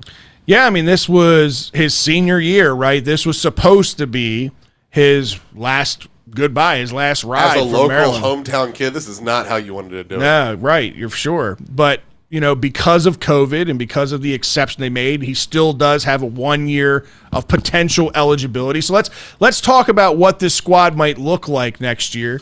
Obviously the names that we know are gone for sure. Reese Mona, Galen Smith. Reese Mona's gone on to bigger and better things. He Yeah. got signed with a banking company of some kind. Yeah, not some big T. Rowe time. Price, but He's a finance major. Isn't he? Yeah, Yeah. He had some big time hookup. They were bragging about Merrill that Lynch, mid-season. maybe? Merrill Lynch, I think it was. Yeah. So he's on to his next career, literally. If he works half as hard there as he did with the Terps, he'll be doing just fine. Yeah, for sure. So Galen Smith, another one that's more than likely gone, even though he does have the extra year of eligibility. I haven't heard anything of him coming back in any kind of way. Daryl Morcell, I guess, is the big question mark, right? Does he come back? What's his pro stock like? Honestly, I don't think he has much of a resume to make an NBA career, and this is no shot at Daryl Morcell. He's just a little undersized. He's not a very good offensive player. guy. And I don't know how much his good college defense translates to the NBA game. The NBA game is a total different basketball game. But he could go play in Europe, China, Australia, make decent money. Exactly, and that's kind of the trend that we've seen over the last few years with a lot of former Terps going overseas and playing. Matter of fact, I saw a stat yesterday. Des Wells scored like 57 points and 49 points his last 2 games. 102 in China. points in 2 games. Yeah, something I ridiculous. think that's the league you got to go in to show off, apparently. Apparently. But then you've also got some other guys that are on the fence. You got Chol Mariel, which I think his Terp days are numbered just because I don't think. From what we're hearing, it looks like it. I'm a little sad, honestly. I just kind of felt like Sad because you had expectations. I had expectations originally, and then I had reset my expectations that like this injury obviously has affected him. Like you don't get a 5-star rating looking lost on the court like he has the last 2 years. It just doesn't. So the missed time in his junior and senior year of not playing, and then this injury in this freshman year, had reset him mentally. So in my mind, I was looking for him to be like a 4-year player, and then on like his senior year, like Checo, all of a sudden his senior year was dropping 10 for us in 11 minutes a game, something like that. Was it that, or was it when he was on the court? It almost seemed pace of the game to me. Oh, he was like he just could not keep up with the pace of the game. Yeah, that's the thing. Big Ten basketball is not for Chol. Like No. he's going to go to a much smaller school somewhere else, and he'll probably succeed in a smaller level where the game's a little bit slower. And that I don't kind of know thing. if he ever saw a playbook before he showed up with us, because he just looks completely Just passing lost the in it all ball. time. Yeah. Just give the giant man that can hit a 3 a ball. That's it. Right. So more than likely, Chol Merrill will transfer out. I guess the big name that everybody wants to know what's going to happen, Aaron Wiggins, right? I think out of all the Terps, he's probably got the best pro prospect. I don't know that he gets drafted even. I think he ends up same place that Morcell would if he leaves. I mean, Yeah. He's got a better shot at the G League, though. I can't remember what who said it, so I'm just quoting anonymous here, which is annoying. I guess I shouldn't do it, but somebody was asked whether Wiggins is coming back next year, and they said, well, where else would he be? He's not getting drafted. Right. It's like, And that's kind of how I where feel else? too. And it's it's a shame because when he puts his best foot forward, there's no talent. There's no telling how talented he is offensively, right? Yeah. But the problem was he was just so inconsistent with that. There were some games where he was on like that, some games where he put the effort in, and there was other games where he just kind of fell in and the I feel like shadows. these last 2 months he was a lot more consistent. But is that enough that somebody's going to take a stretch on him? Probably not. Right. Especially in this really very weird season we just went through. So what's your take? Do you think he takes the opportunity to maybe go overseas, or do you think he uses that and comes back? Hey, well, I'm a Terp fan, so Right. everybody coming back. Morcell Right. coming back, Wiggins coming back, Galen. You can decide if you want. I mean, I would probably take you because Lord knows we're going to miss on the transfer portal. Right. So you had some decent minutes, and you showed me a nice little hook that was pretty good. So if you want to come play again, I think we might have a spot for you. I just hope it's off the bench next year. And not starting. He's over here acting like a turd. Yeah. He's the next turd. Is that what this is? Speaking of turds and speaking of coming back, obviously, if you ask most Terp fans out there, I think most fans are about up to here with Mark Turgeon and would like to see a new face come in. We've talked about this at nauseum. Who do they bring in? Do they even have the money to bring anybody in? They really don't. But here's the thing. Every publication out there has Mark Turgeon's name tied to the Oklahoma job and has him in the front seat of potentially landing that job. So do you think Mark Turgeon entertains that offer? Do you think the University of Maryland's trying to push him out the door? What's your take on the Turgeon situation? I think Turge has no buyout, and I don't know about you, but if I could get fired and make the exact same amount of money as I would with a job, Yeah. I'd get fired. So I don't think he's going anywhere. I think he's going to sit this. I think they're probably going to work out an extension eventually. I think it's going to be way too long for any of our comforts. And because of that, we're going to miss out on people in the transfer portal because they're going to offer him an extension with like tiny, tiny buyout money. And he's going to be like, no, call your bluff. Right. And so we're going to have to do that back and forth for a while before this gets going. And that's the problem. You bring up the transfer portal. The longer this kind of goes on unresolved, you're not going to land those big names in the transfer portal because nobody wants to come to an unsettled situation. And it's the same thing even with recruits. We lost out on the point guard, Bobby Pettiford, out of North Carolina. That was a 4-star guard that was potentially coming here. He ended up committing earlier today to Kansas. We were in the running for that. I don't know how much the Turgeon situation. A bag man like Kansas does. Come on now. No, I know, but still, it's if you want. How'd Kansas do in the tournament? They got their bag man did just fine. He was there handing out McDonald's. But if you want to revamp this roster, you got to have some sort of continuity, and it starts with your head coach. And if your head coach is a question mark, how much effort is he putting into really recruiting these guys and bringing these transfers in? We talked about too, like we've talked about it before, is the X's and O's. Turge is not a big X's and O's guy, and some guys need the X's and O's to strive, right, and to get better. Have we seen, a few guys here or there that have flourished under Mark Turgeon? Yes. But if Turgeon would play a little bit more inside-out basketball and really get down into the X's and O's instead of just focusing on recruiting, maybe the program might be better. That's why I've said I like Turge for his recruiting ability. If you can supplement him with somebody who's damn good at X's and O's, I'm all for it. But you're not going to be able to afford both those guys. Well, that was part of the reason they brought in Bino. Bino was supposed to be the better X and O's guy. Like that was the whole reason they brought him in from Michigan. But how much of an influence does he has if your head coach isn't allowing him to influence? The sideline plays haven't changed at all, so not much on that. Right. That's very true. All right, well, sticking with the basketball side of things before we get into football, got to talk Lady Terps. I mean, this was a historic season for them. We talked about it the last couple of weeks, how Brenda Fries was able to kind of put this hodgepodge of players together when they had a mass exodus. They're all 5 of their starters left, the year prior. For them to be able to come together and play as good as they did, they were historically one of the highest scoring women's basketball teams of all time. Had one of the best 3-point shooters in the country on their team. They only lost 2 games going into this tournament, right?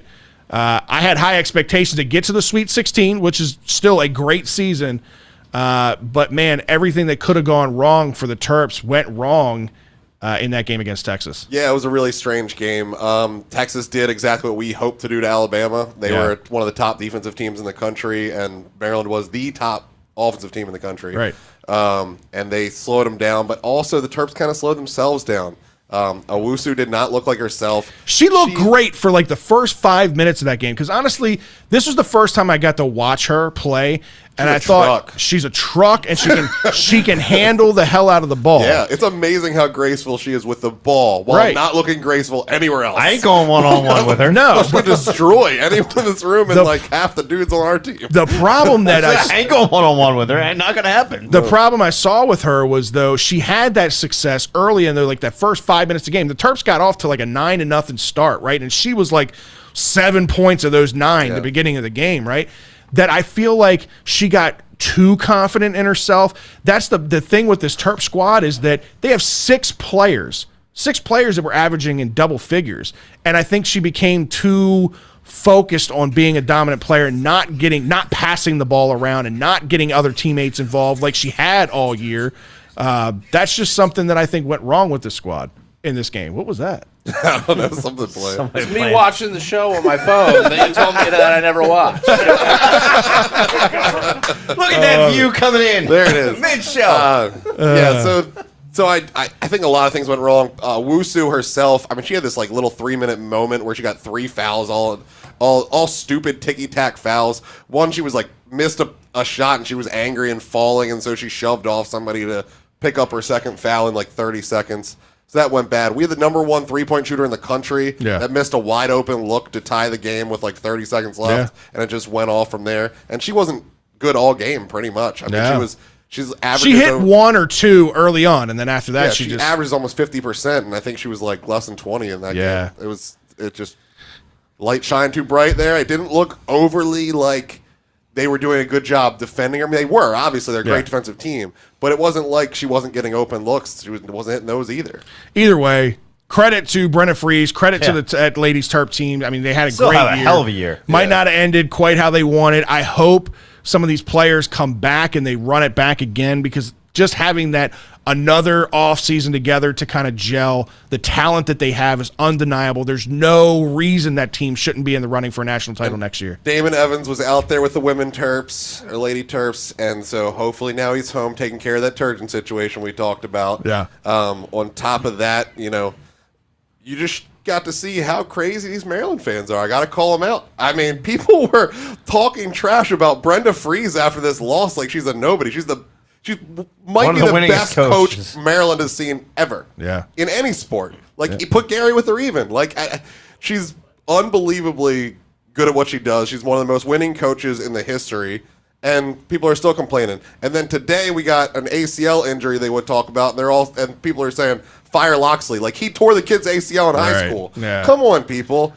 Get your head out of your ass. What are you doing? Just find another team to root for. So speaking of football was underway. We brought this up last week on the show. You guys weren't here. That they talked about the spring football kind of getting up. And from what I understand, the two of you made a trip down to College Park, or as you both like to say, you both just happened to be down there. Yeah, we might be fake media. We had a breakfast at a secret location down on the campus there on this weekend. I guess it was a Saturday. Yeah, a little business meeting you guys are going to find out about soon. Yeah, we got some news coming here soon. Some fun news. Just make sure you stay tuned. Shell and Tell Pod. You're going to want to see this. Yeah, for sure. Big news.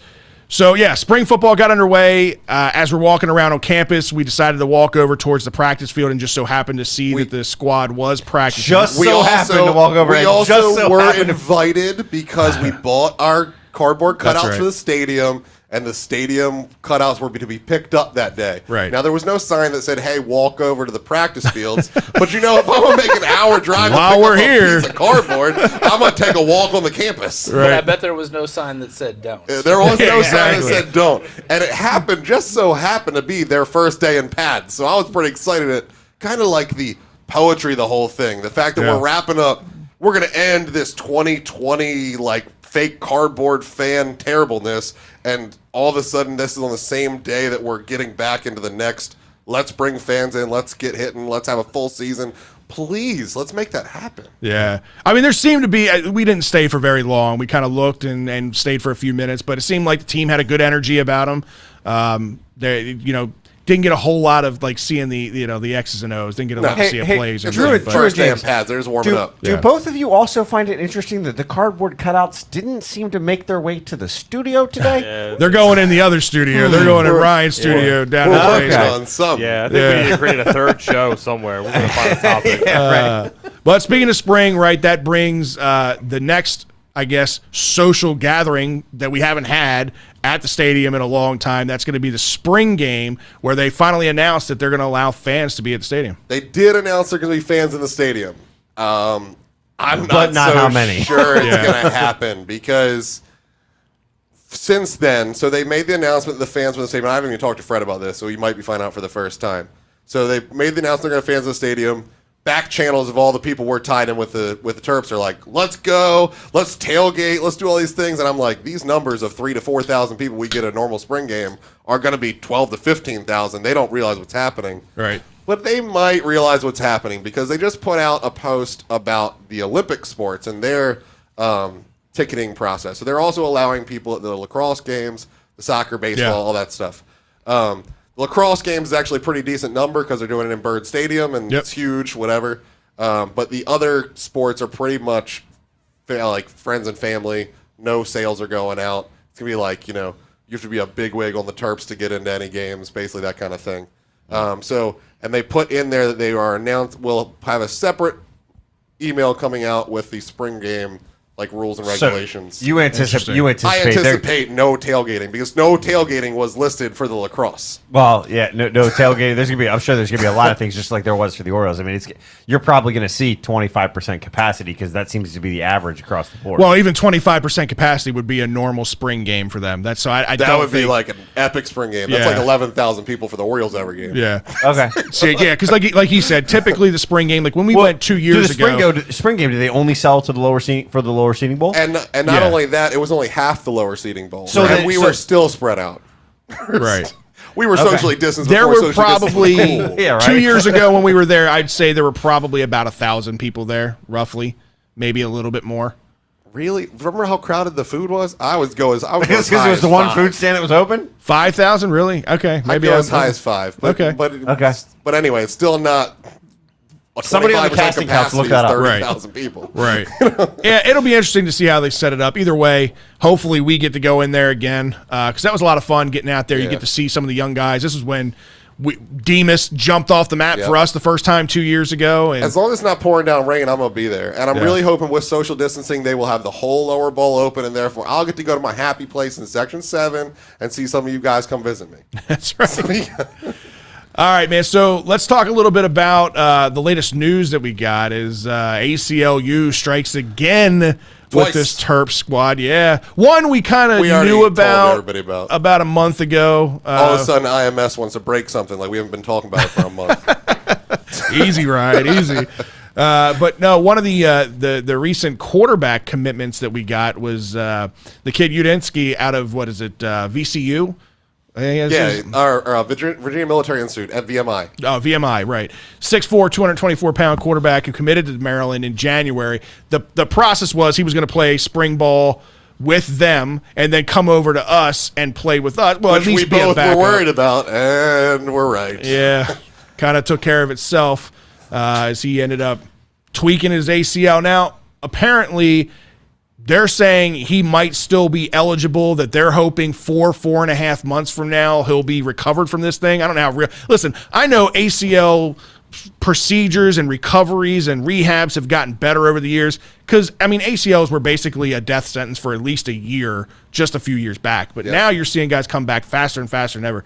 4.5 months, that's really quick. Must have been a really tiny tear in some kind of magic alien surgery. Yeah. Aliens. Sushi is there. But I mean, he was tearing things up though before he got this injury. Tearing things up. Yeah, he did. See what I did there? He didn't even know he was tearing things up. Yeah, he was 4-0, including the game where he tore his ACL. Mm-hmm. He tore it in the fourth quarter, returned in overtime to win the game. So he ends his junior year, I guess, with 4-0 record, including that overtime win. And I mean, the dude's a real deal. I mean, 57 attempts, 353 yards in that game. He had the crazy touchdown to interception ratio that he could really be a solid backup, or now if he redshirts this year until he is gone, maybe he's a starter for us someday. Who knows? Yeah. Makes me uneasy though, because we all know how quickly things can change at the quarterback position. Where I think we're all a litlittle on edge with that, especially at the University of Maryland. Seen a lot of years of linebackers playing quarterback. Exactly. You got anybody, Jobeth? So right now, I guess it's Talia, still the only scholarship quarterback that's on the roster right now, right? Yeah, he's the only one, and then of course you got Eric Najarian that played pretty well in the walk-on role that he had last year. If he has a good showing in spring camp and start, do you think they offer him a scholarship at some point? I don't think they have to, from what I've heard. I think he might be one of the kids too. It's the University of Maryland; they're all smart. I think he might be there on academic scholarship anyway. Okay. But they only have one scholarship left, so they're not like swimming in scholarships. And they definitely need either a quarterback or an offensive lineman with that spot. Yeah, I don't think they're going to use it on the player they already got. Yeah, we talked about this a couple weeks ago. I still think that they need an offensive lineman, an effective offensive lineman, not even just a depth guy, somebody that could come in and make an impact. Because I'm sure somebody's going to graduate here in the next couple of months, and we'll grab him. Yeah, I think that makes the most sense. I think sorry, just kind of round that out. How impactful and smart for Maryland would it be if they got an offensive lineman scholarship and called it the Jordan McNair scholarship? Well, there's a lot of things in the work with Jordan McNair. There is a Jordan McNair scholarship. There's also they did settle with his father for a significant amount of money. It was like $3.5 million, but also was more than that. It was like Jordan's.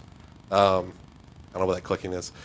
It was like Jordan McNair scholarship. There's like a program where it's openness and heat-related incidents and all these things. So there's definitely other things. I've been in talks with Mr. McNair, and he's probably going to be on the show at some point or get more deeply into that. That's awesome. All right, so I know, Jobeth, you and I talked a little bit about this prior to the show starting, right? So the one Terp that I think is getting the most hype right now around the NFL draft, former running back Jake Funk, right, who has been lighting up pretty much every statistic that you can put out there, all the stats that you can line up on Pro Day. The metrics, the numbers that he's putting up are absolutely absurd. We all know that this guy's got the work ethic, right? He's come back from 2 major knee injuries and rehab both times and came back this year and proved why he is who he is. I mean, he came back and had a great year. What's your, I guess, opinion on Jake Funk? Do you think he's draftable? If he is draftable, where does he get drafted? Where do you see him fitting in the NFL? Well, I mean, he's definitely a stud. He's everything that you said he is, and I think that he's going to be an incredibly versatile player that you're going to see playing in a different role, or at least a modified role from what you've seen him at Maryland. One thing you mentioned, his pro day, and pro day stats does not a player make, but this time of year, it's what we are looking at. It will make or break some players with some teams, right? Absolutely killed it at his pro day. You mentioned it to me. There's this, and again, this is an analytics thing. Yeah. Where they take these numbers and they crunch them. This thing called relative athletic score. So if you go onto Twitter and you search like hashtag RAS for any player, and usually they will crunch these numbers a day or two after that player's pro day. So if there's somebody that you want to look at, it is a metric scale 0 to 10. And again, these are not definitive of what somebody's career in the NFL is going to look like. But out of 10, he scored a 9.48. It is ridiculous, off the charts. Now, I mean, like I said, he's a versatile player, assuming that he can stay healthy. That is not only going to be a running back out of the backfield, but I can see him lining up almost as a wide receiver, potentially even as more of a primary role, and a guy that just, is going to get out there, and I think he's going to have the ability to get open and create some space. So with his size, do you think he's more of you're saying, wide receiver, maybe more of like a slot guy? Yeah, definitely. But I think that, he's definitely not a top 100 player, but he certainly helped himself with his pro day. Here's the thing. When it comes to where guys go, there is no way to tell, other than like the top couple of guys. Right. And, we talk about it all the time. We'll have players that if 25 teams are contacting one of our players, like that's probably a situation pretty accurate number-wise on what we're dealing with our running back with Spencer Brown. Right. I guarantee you that he gets drafted by one of those other 7. Like 9 out of 10 times. The teams that you don't hear about that aren't necessarily on the radar for that player, and I've not been doing this an incredible amount of time, but some of my colleagues have been doing it for 10, 15 years, and they're like, it almost always happens. This player that I represented got drafted by that team who had never called. This guy got, same story, over and over again.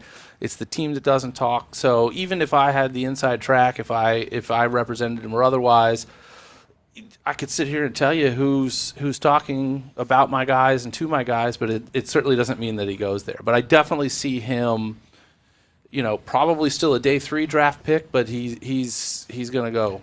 That's definitely an interesting take. I'm curious to get Ryan's take on this. We had talked about this prior, and he had said that he thinks he might get drafted as a wide receiver primarily versus being a running back.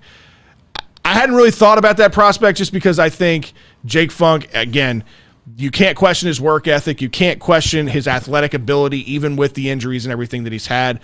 I personally think that this guy, I think he's an early day 3 pick. I think he's a late 4th, early 5th pick is where I see him going. I think he'll be a running back personally. Ryan, what's your take on Funk?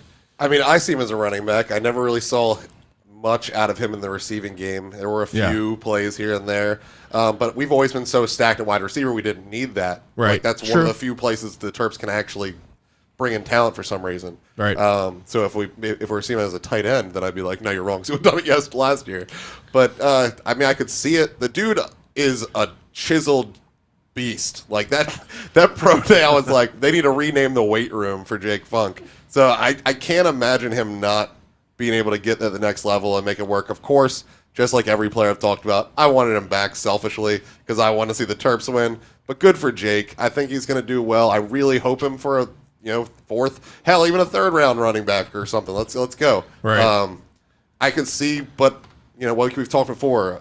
Honestly, we talked about a little bit when we were predicting a year ago that I saw more of like a Bill Belichick draft pick. Yeah. Somebody that he could use in 6 different places on the field. Right. And that he could use different ways.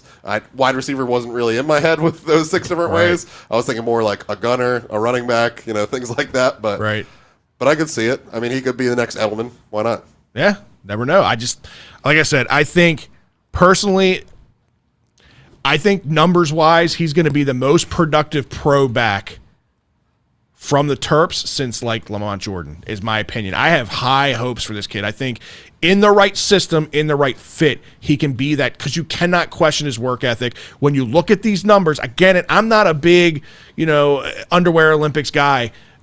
These numbers are literally underwear Olympic.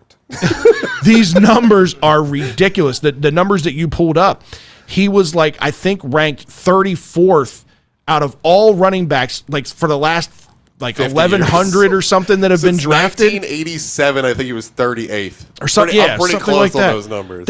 You can't deny that kind of athletic talent, right? And when you compliment talent like that, some people are just gifted. Athletically gifted, they don't have the drive, they don't have the work ethic, they don't have because they've never had to do it. The 1-2, right? This guy's had to come back and prove himself multiple times, right? And he's done it. And it's like well-rounded numbers too. It's like all in different places where you don't expect those things. And he's not a guy I see like getting drafted and being like, I made it. He's going to get drafted and continue to prove and continue to Put him in work. Carolina behind Christian McCaffrey and let him learn from that player. Yeah. That'd be pretty dirty. epic. Let somebody else pay McCaffrey when that happens. and it's not just perception that he puts in the work. What a lot of the players that we're recruiting don't know about us as agents, or at least myself and my partner, is that we reach out to the strength and conditioning coaches, the position coaches, and everything like that at the college teams. Who is this guy? Right. Talk to me about his workout habits, his work ethic, all of that kind of stuff. These guys don't necessarily know that we're making those calls and getting that information, because at the end of the day, I don't want to represent a guy that I'm going to spend 15, 20, 30 grand sending someplace to train, and he's going to go, I can say whatever I want here, right? Yeah. And he's going to go fuck off somewhere and burn my money and not do what he's there to do. Usually training between the end of the season and your pro day is 8 weeks of do the damn thing. Right. And there are guys. I see what he did there. Yeah. There It's are amazing guys. he doesn't watch the show that he's going to pull it on. So it's, we find out who are these guys, and I will tell you right now, there was nothing but glowing things, and these guys don't blow smoke up your ass when you're asking them questions about certain players. And he comes from the pedigree. We've talked about this. I mean, his family has a long history of athletics, going back to his mother, his father, his brother, like everybody in that family. We had his brother on Shell and Tell, his physical therapist brother, Josh Funk, and it got delayed, our interview, by an hour, and the reason is that Jake called him and was like, hey, I want to work on this today, and like ran over. This is mid-season. He's already working out 6 days a week with the football team. He's got games and things, and he's still showing up at his brother's PT clinic to get more work in. The dude's work ethic's off the charts. I thought Reese Mona worked. This guy puts him to shame. All right, Scott, it's time for this week's Liquor Stop Brew of the Week. What did Jerry and the crew hook us up with this week? So Jerry's on vacation. So the crew over there hooked us up with Peabody Heights. This is one of their new ones from Peabody Heights Brewery. This is called Plankton. They say a refreshing Pilsner with peppery hop tones up front, a dash of lemon follows, and transitions a crisp, clean finish. Yep. Named to celebrate the surprising microscopic organism that produces nearly half the world's oxygen. This stuff is not bad. It's pretty damn smooth. Yeah, no, this is a good spring beer. This is one of those, like, I could see myself drinking this while I'm eating crabs or eating, shrimp or something like that. It's a very good spring beer. Yeah. And it's a Pilsner. It's not an IPA. Yeah, exactly. Hey-o. Well, speaking of IPA, so we did have an IPA. Ryan, if you could, I think you've got a can still left over there, maybe? No. Sure, I'll dig in the trash. Let's go. I drank this shit. Oh, right. Drew drank the last one. So it's pretty warm, but I'll take it. It's actually pretty this good. is from Duke Law Brewing Company. I actually picked up these next two that we're going to show you. Duke Law put out a new one called It Was All a Dreamsicle. That was all the dream. It was. I didn't get a. I'll be honest, and I think Ryan would agree. It was a little disappointing on the popsicles. It was a little disappointing on the dreamsicle side of things. So I get where they were coming with it. I think that it's a mix of a cream stout and like an orange beer, like a Blue Moon. So that's where their dreamsicle. But it ain't candy. It's no girly dreamsicle drink I was hoping for. It's still beer. So the other one is what I just handed Fred. Go ahead and read what it is, Fred. So Another one from Duke Law. This is Duke Law. It's called the Patriarchy. Patriarchy. Patriot. Yep. That's a fun Not word. patriarchy. The word patriarchy. So it's an oatmeal cream pie imperial honey wheat ale. So live on for air, every taste it, fat Fred. kid This is like your dream, right? Eight- A liquid oatmeal cream pie? 8%. Yum. I want you to try it live on air. You have not tried this yet. Full disclosure. right. So I want you to Put try that it. cream pie in your mouth. That's good. That's good. I'm not going to say it tastes like a liquid oatmeal cream pie. I am so can sad taste you the just hill. ruined your electrical equipment spitting that out. I was. No, I like it. That's good stuff. I poured some out here.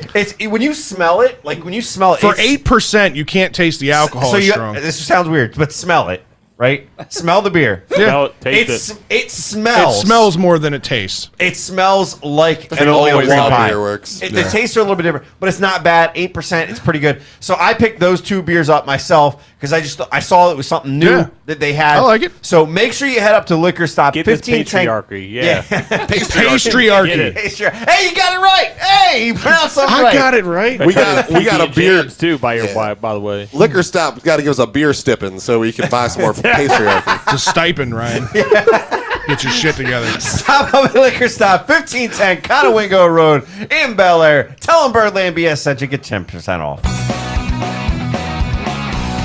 All right, guys. We are, officially 2. A little less than... As of tonight, I'm calling it 2. Okay. 2 weeks. No. 2 days. 2 days. 2 weeks away.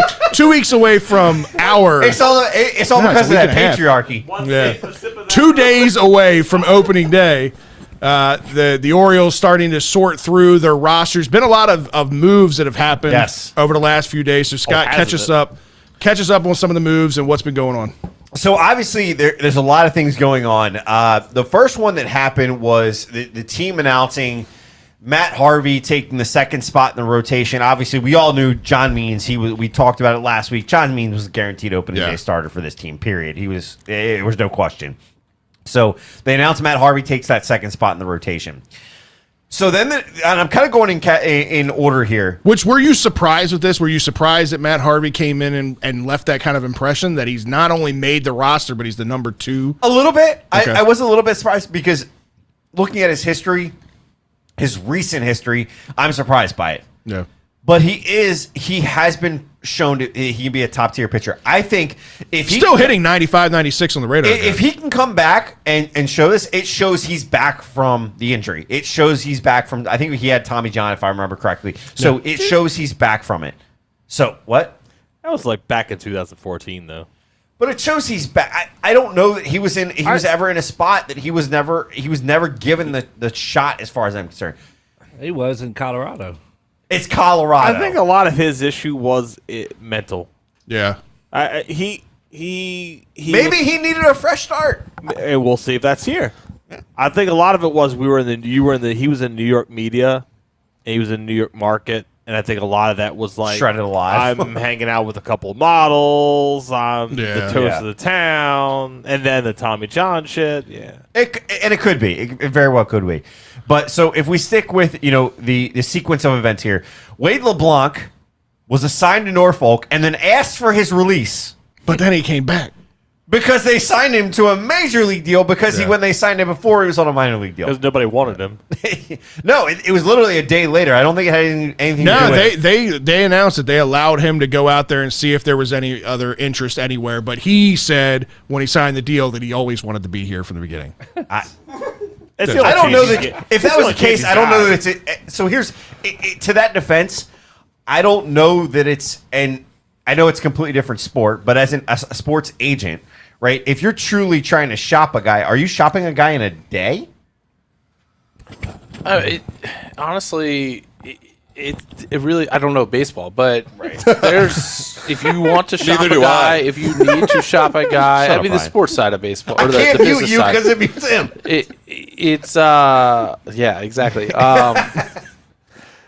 You're taking calls when it's okay to do so. I mean, when we, if we've got a player that, we're getting near the end of the draft and it's one of our guys that's going to end up being an undrafted guy, we're taking, my partner and I try to be in the same room. We've got 3 different phones and we're juggling them all around and we're getting texts and it's kind of a madhouse. I would imagine that it's not too dissimilar if you've got a guy that people are interested in. Right. Well, he ends up coming back on, like Yeah. you said, on a major league deal. He's going to be part of the rotation. Number two. Or I'm sorry. no. No. Scratch that. He is not part of the rotation. We're going to do that in a minute. Oh, okay. So he is not part of the rotation, but he does get a major league deal. The Orioles then traded with the Cleveland Indians to get Adam Plutko. So Plutko had he actually had a pretty good track record in the offseason. His regular season stats, 4 seasons with the Tribe, 50 games, 36 starts, 5.05 ERA. Yikes. 217 innings pitched with a 1.32 whip. Yeah. 156 Ks, decent number. Okay. Giving up 156 Ks and 217 innings. Not great. I mean, it's not great, but for a starter, it's You're okay. not doing very good at selling me on this. Par one, for the Orioles. We're talking about the O's here. He's given up 228 hits and 49 home runs. So in all reality, it's not stellar. But what Elias said in his press conference is he likes him as a long reliever / starter, right? So we've seen experiments work out with some guys, especially in Tampa Bay. Tampa Bay is a prime example where the short-term starter, like the starter, and then you get the what we're calling the long-term starter now. Right. So he could work out in that situation. He's as Elias called him, he's a 4.5, 5 pitch guy.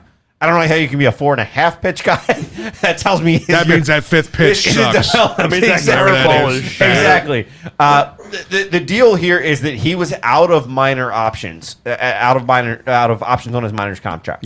So So had to do something. They were just going to release him. and it's cash considerations. So really, this is one of those situations. If he does well, it actually hurts us because it depends on when they come to that cash consideration decision. Right. That could be 3 weeks from now. It could be 3 months from now. It just all depends on when they actually make that decision. Right. The other big news, again, sticking with the timeline here. This I like to hear. Local prospect out of Ellicott City and former Towson Tiger, Bruce Zimmerman. And if you recognize that name, it's because he pitched at the end of last year. Yeah, did pretty well. He did pretty well when he came in. He was guaranteed the 3rd spot in this rotation. Brandon Hyde's comments. This is his comments on Zimmerman. He's pitched outstanding in camp. I really like this stuff. He's a 4-pitch guy. He's been pounding the strike zone all spring. He's earned it, and how he's pitched this spring, I'm looking forward to watching him. So the crazy part about all this, and we haven't been able to to watch him a whole lot. No. Right? With Watch Masson. anybody a whole lot. I know, right? What was he, 3 games now? Right. Masson and YouTube TV. So the comparisons are John Means 2 years ago. I like it. I mean, even if he comes in here and he's a portion of what John Means was 2 years ago, I'd be pretty ecstatic about that. John Means was in the running for Rookie Pitcher of the Year. That's 2 what I'm years saying. ago. This guy wasn't even on my radar as any kind of potential help for the future. So if you found something here, that's good. Could be a diamond in the rough. So as of Monday, the rotation was announced. Brandon Hyde announced it prior to Monday's game, which they wound up losing pretty horribly to the Rays. But I want to get your thoughts on this. So here's the rotation. World Series. I'm joking. Somebody Why cut not? him off. He's not going to have any more to drink. Jeez. So here's your Series rotation. bust. You've got Means. You've got Matt Harvey. You've got Bruce Zimmerman. And then you've got Jorge Lopez, who's apparently impressed in spring really well. Played a little bit again He was last up and year. down last year. Had some good games, had some rough games. Right. But he impressed enough this year in spring. Yep. And then the 5th spot goes to Dean Kramer. Yeah, he's a guy that I was hoping would get a shot because I wanted to see one of these young guys learn on the job. It's not going to be pretty out of Kramer. There's going to be some good games. There's going to be some bad games. But I want to see him learn because he is, in my opinion, part of the future, or at least you need to know what you have in him. So any names missing for you? Yeah, where's that lady knuckleballer? Oh, you'll see him starting again Jason, soon enough. Jason I will be. swear, He's in gonna have a AAA. spot. He might be up at some point.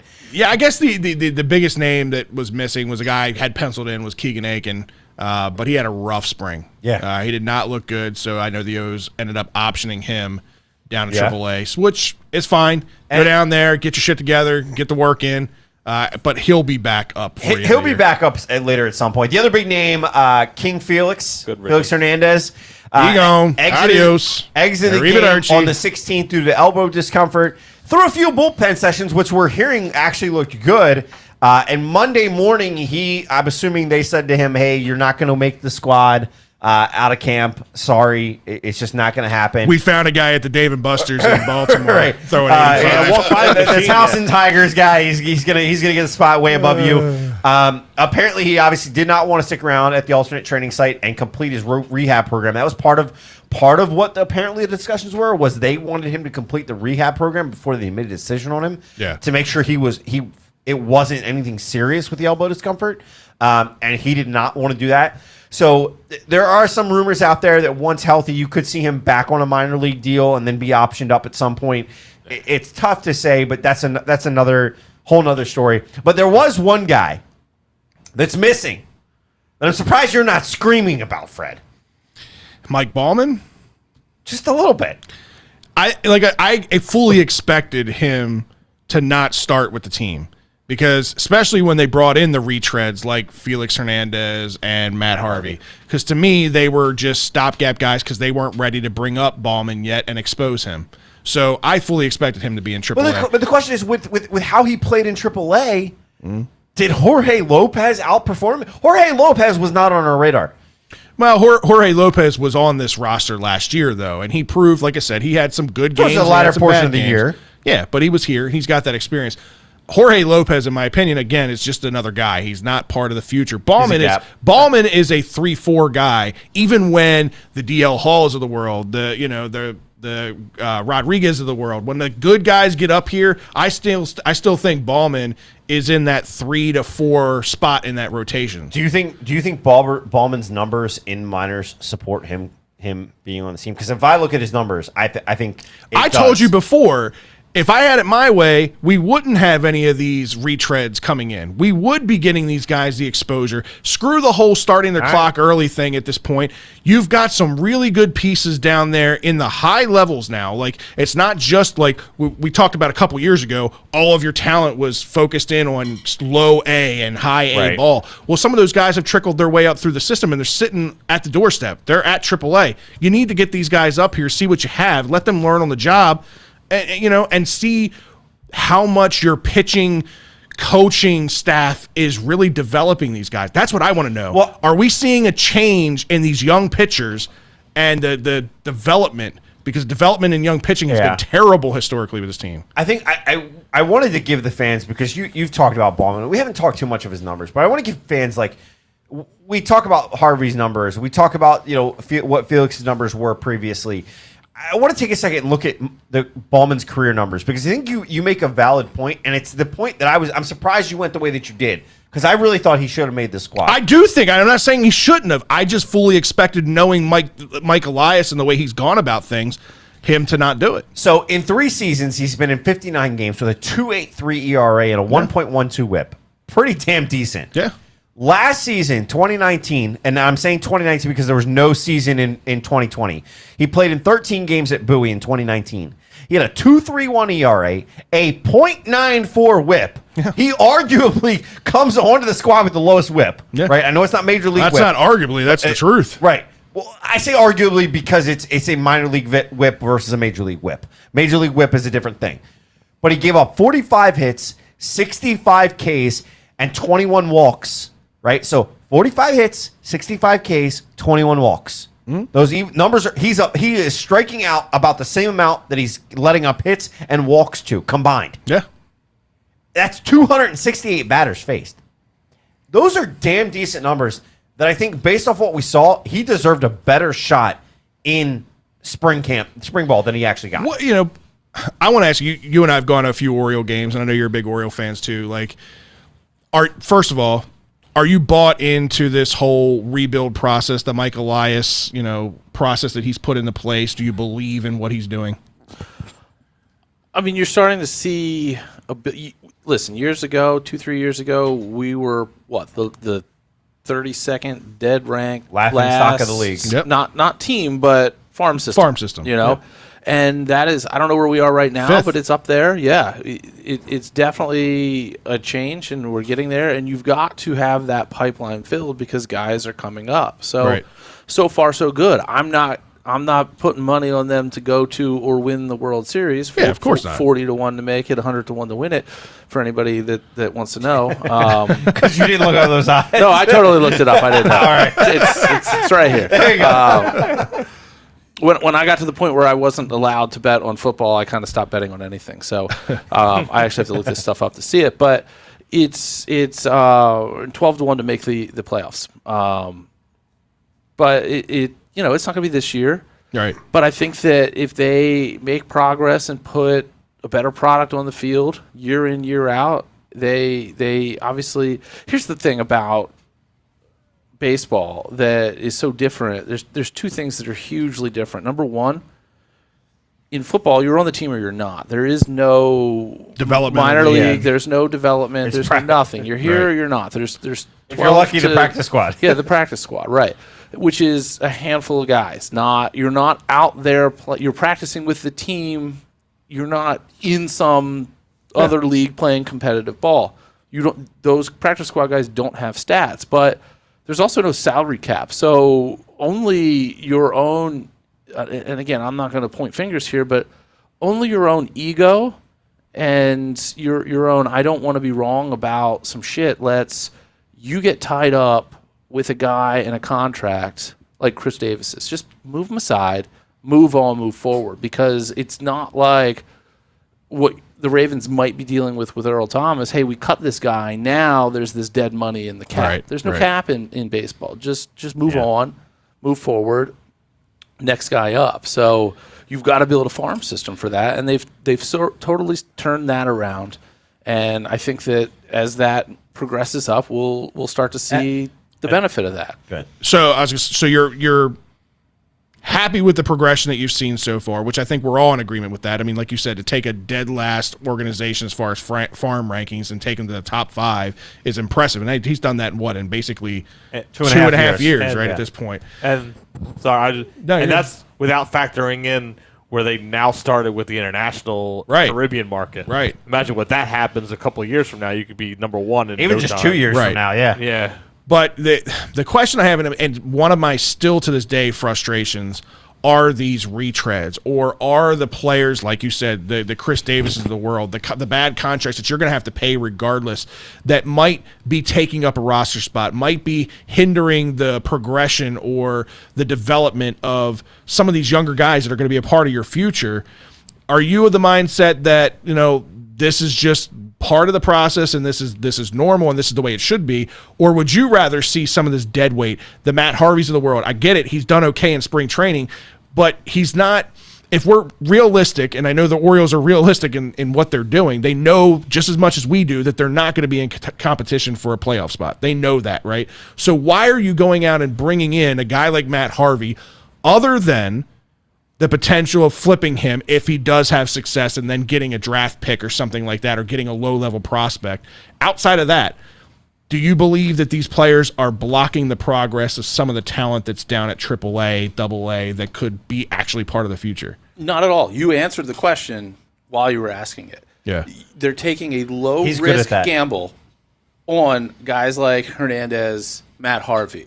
And they go one of two ways. Hey, you're gone. Peace. We're done with you. Or, hey, you might be a guy. You're now, is he number 2 in the rotation, Harvey is? Yeah? Harvey's 2, yeah. So let's say we get to July and Harvey's got 8 wins and he's got a sub-4 ERA. Guess what you're doing to your farm system? Right. You're building it through that low-cost, low-risk acquisition, and then he's out. He's out by, the end of July. And his value goes up this year with the 162-game season, right? We talked. Right. I talked about this, and we had disagreements on this. Last year was a completely different. What you were getting out of a guy last year, as far as draft picks, when you were making a trade later in the season, was not what it was going to be during a 162-game season, right? Because the guy has greater value during a 162-game season than he did last year, because there are teams that think last year is an asterisk. I still look at last year as an asterisk, right? Yeah, Dodgers won.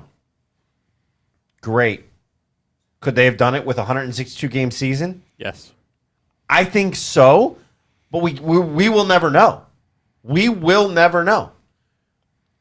Everybody played the same situation, though. It's the same. I get that, but a World Series is a World Series, and that was my point last year. Is I think that teams valued that World Series no differently. Now, granted, the revenue changed because obviously there was no fans in the stands. Not in LA, it didn't apparently. Right. The World Series is one thing, but the thing that is a huge asterisk and the thing that I have a hard time grasping as, again, the casualist fan in this room of the O's is our farm system got better in a year when the farm system didn't play. And so that's hard for like somebody to be like, how much better did it really get? Because it's all on paper. Well, like, they also so many did not do anything. They also had a top tier draft class too. That's where they're getting right. better. But those players weren't doing anything. But to his point, you don't know what those players are doing against a higher level, and many of them didn't even play college that year. So you like the ones that did get drafted from that. How good really is the 15th best farm system? Yeah, no, it's everyone's Right. again in the 20th. same situation. It's all relative. But it's hard, yes, it's hard for me to get excited about. If last year I saw stats from these guys playing in the minor leagues, I agree that's blowing up. It would have been easier to hold on to. yeah, Right. All right, so let's take a look at what the offense is going to look like, right? So we talked a lot about the pitching staff. We know what the 5-man rotation is going to look like. The Orioles made a couple of moves specifically in the middle infield prior to the season starting. yeah. So the surprising one was when they went ahead and signed LeBlanc to the deal that they did. They had to make room. So they wind up DFAing Yolmer Sanchez, which a lot of people had pegged as being the opening day second baseman for this team. I did. Because of his experience in Chicago with the White Sox. He's pretty decent second baseman, pretty decent middle infielder. Well, they wind up DFAing him. And Elias's response to the question about it was, he said it was a hard decision with a lot of competition at second base this year in camp. The thing that made me start scratching my head with this move was not only did they do that, but the other guy that they went and got this offseason, Jahmai Jones, and the guy that we saw last year play a little bit of second base, a little bit of shortstop, who didn't look bad, Richie Martin, both get sent to AAA Norfolk. Yep. That was kind of my thing was when I saw the thing with Sanchez getting released, I thought, well, then freaking the new guy, Jones, was a shoo-in for second base. Yeah. So I don't know who's playing second base at So this we're going to get into that in a minute, but I want to kind of, again, keeping with consistency here, the next thing that happened was we start hearing Santander isn't actually playing, right? Yeah, he's got the oblique injury. He's struggling with obliques. My question to you, Fred, is this a cause of concern for you, given that he's kind of starting to have some issues here? I don't know. I don't think it's a concern. I mean, the oblique injury sucks because that's you just never know what the timetable on that is going to be. We've seen some guys out for a very long time with the oblique injury. I'm like still on the fence as to what to do with Santander. Like, obviously, there have been rumors about him all off season, and even still to this day about him being shopped and potentially traded. With the oblique issues, they've died down. They've died down now because of the injuries and whatnot. But I'm not as worried about outfield because I feel like that's a position that we have a little bit of depth. That's actually a position where we're going to see some good talent end up starting at AAA because we have so much depth there. That's the one position we're good at, in my opinion. I get where you're coming from. When you look at the outfield depth, I'm going to talk about it here in a second. He is the one of two guys that's good on both sides of the ball. Yeah. Right, offensively and defensively, and for me, it's a cause for concern because he had quote. We still do not know. I have not heard from to this day. In September of 2019, they called him minor injuries. They never defined them. The end of last year, again, early September, he goes out with an oblique issue. All right. Now here we are, spring training, an oblique issue. The value was up on him, apparently, during the offseason before spring training even started. Any regrets in not trading him now that the oblique issue is popping up again? No regrets. I mean, I don't know what they were offering. You're not trading a guy like Santander for the sake of trading Santander. I told you this before when they first talked about it. Like, you're trading him it's going to have to be for the right package. It's going to have to be for guys that you're sure are going to be able to be part of the future, because Santander could still very easily, still young enough, he could very easily be part of the future.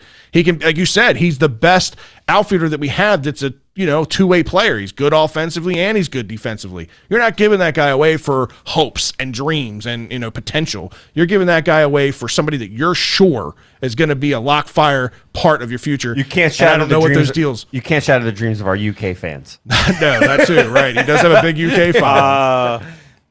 Wasn't that Alberto though? No, that was Santander. Santander. He was playing left field. It was in left field, before he and moved the whole right. UK group was out in left field. Yeah. So as of Monday night, I want to take a look at the depth chart. This was as of last night. All right, catcher Severino Cisco. Any problem there? Ah, man, can't wait till Adley comes up. I'm glad you said it. I did. Yes, sir. First base. This is in order that it is on the Orioles website. Mancini, Davis, Mountcastle at first base. The middle one is never playing. Mind you, Davis is on the DL. Now 60-day DL, Exactly. right?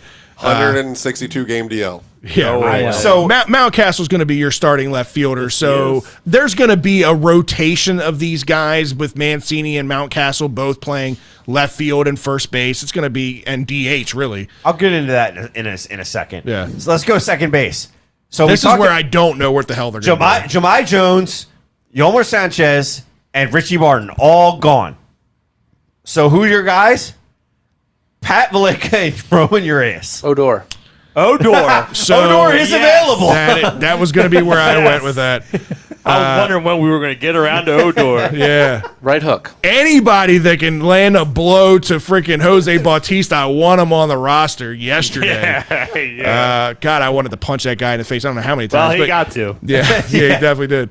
I think that'd be a great fit. One of those, late veteran sightings that can come in and be impactful, and he's still productive. He's still relatively young. I'm not blown away with any of these guys. I think Pat Valleca is a good utility guy. I don't want to see him out there every day. I don't know enough about Urias yet. I haven't seen enough out of him. So I'm hoping there's a move coming for second base. I hope so too. Third base, Maikel Franco and Rio Ruiz. Everything we were hearing, Franco is a much better third baseman than Rio is. That's not saying much. That's not saying terrible. much, but it still is there. Shortstop, Freddie Galvis expected to be the opening day starter, and then behind him, you only got Pat Valleca and Urias only covering up the middle infield. infield. He's going to play two positions. Yeah, I like it. this is all where he's going to be. Left field. This was the interesting one, right? So I know that you said Mountcastle in left, Hayes in and Stewart. That's kind of the order that they have left field categorized there. Little honestly surprised by that, because I think of everywhere that he played, Santander flourished in left field more than he did in right field, which is where they're kind of pegging him for this year. He will be the right fielder, followed by Stewart and then Hayes. So I'm a little surprised by that as it sits right now, because I think Santander just there was too many good things that I saw out of Santander in left field. And you know what? I hope that Mountcastle proves me wrong. He will. His defense in the outfield has been questionable, which is why they were trying him out at first base. That's the only thing I'm going to say. And he looked rough in the spring. Yeah. Mountcastle in the outfield. So that's a little surprising, and that could shift and change. Center field, this was interesting to me, and I know it may not be interesting to you, but it was to me. It is, because they put Mullins, then Hayes, and again, this was as of last night. I did not look today before the show, but they put Mullins over Hayes on the depth chart. This is just a game one thing. Again, this roster, you talk about like players playing different days and changing in and out. You're not going to have a set in stone starting nine versus righties versus lefties lineup. You're going to see all types of different variations with this lineup. Mullins and Hayes will platoon as the center fielder. I think, Hyde will go with whoever's got the hot bat at the time. Hayes has been lighting it up in the spring. Mullins has been playing really good in the spring. I like them both defensively. I actually like Hayes a little bit better. Way better. I like a little bit better defensively. even if you can have both of those guys on the field, if you're like looking to get more speed in your lineup and a little bit less power and you want better defense, Hayes out in left field and Mullins in center field or vice versa, and maybe having you Mountcastle DH or play first base that day and have Mancini DH. There's going to be so many goddamn variations of this lineup. It's not going to be funny. You're jumping to it. But right field, they got Santander. The interesting thing, Santander, Stewart, Hayes was the depth chart. Okay. Surprisingly, it wasn't Santander, Hayes, Stewart. I don't know why. DH. So here's the thing that's going to blow all of your minds. Here's what they have as the DH depth chart on the Orioles website. Ruiz, Stewart, Franco. Yeah, it means nothing. It really does. This is just what they're going to put on paper. You're going to see 6 or 7 guys in that DH role. I was thinking 5, so you're not far off. I'm telling you, you're going to see a crazy rotation. Some notables missing currently. Adley, yeah, prime one, right? He'll get a shot later in this year. One for me that was because and your boy. It's because it's historic. It's how they've carried things historically. I think personally, Stevie Wilkerson provides more upside than Pat Valaika because Stevie Wilkerson can play short, he can play second, he can play outfield. If you need him to, he can pitch. We've seen it. There's more versatility to Stevie Wilkerson than there is Pat Valaika. I've never been impressed by Valaika at the plate or in the field. So I'm personally surprised that Stevie Wilkerson is not anywhere on the 25-man active roster. Yeah, I don't know. There could be some things that change. I don't like Valaika being out there every day either. I don't like Stevie Wilkerson being out there every day. I like Stevie being the Ryan Flaherty of this team. That's what I'm going with. Plug and play him wherever you can, but I don't like either one of them. I still think, like I said, there's going to be another move. Whether it's Odor or who it is, somebody else will come in and shore up second base, and we won't have to worry about this. So I know who I'm going to say. I'm going to give you one more notable. Who's the notable for you that's missing from this roster? I mean, I think it's just by depth because I told you, like I said, at the outfield position, we have so much depth there. It's Yusniel Diaz. Okay, we're on the same page. I think that's the big missing piece. But there will be a rotation. There's going to be a shuttle bus or an Uber or a Lyft, whatever, going between Camden Yards and AAA and Norfolk. Because these guys are going to be bouncing back and forth. We will see Diaz. That Orioles van that normally goes to like events is going to be used to shuttle between Norfolk. There's a real Uber shortage. Don't do that. Yeah, those Uber charges are ridiculous right now. It's bad. I went to Vegas. I know. Two blocks, $10.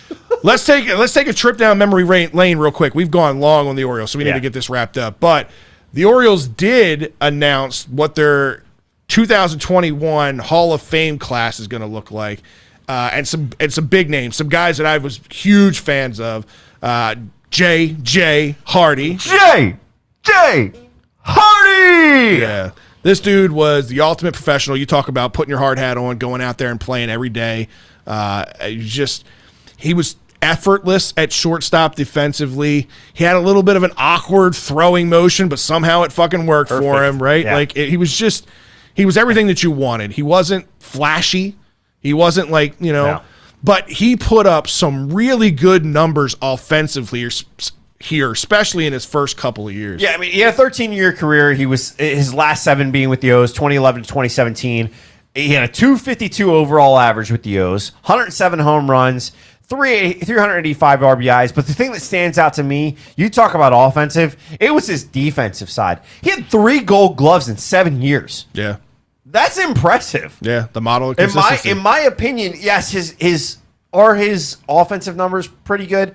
Yeah, we've had some guys that played shortstop that the numbers were a little bit better. Yeah. Right? But 3 Gold Gloves in 7 years, that's damn impressive within itself. Yeah. So I'll take it. The next guy that was named, the one and only Devo.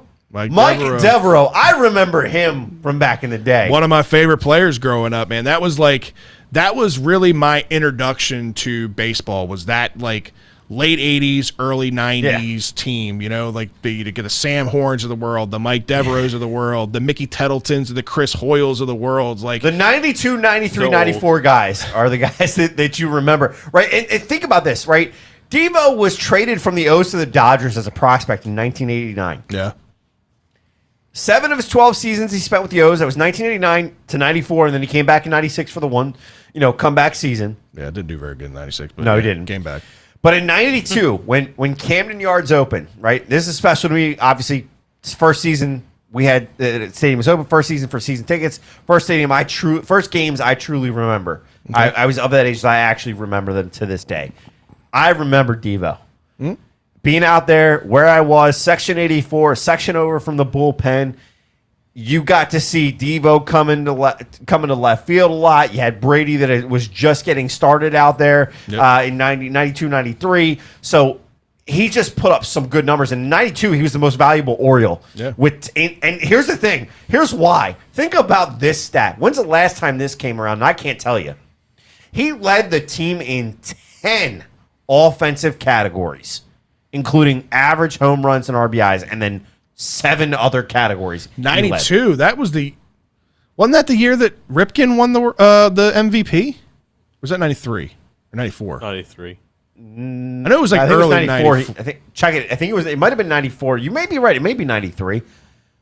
Okay, but I know it was around that same time. Either way, he won most valuable Oriole in that year. His career with the O's: 251 average, 94 home runs, 403 RBIs. Very comparable to the time frame and all the stats that we saw out of JJ Hardy.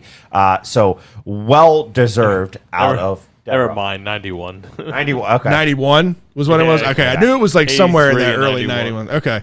And then also the last guy that gets inducted, and last but definitely not least, you talk about memories, from your childhood days. I can remember being on the back porch at my parents' house and listening to games and listening to this guy.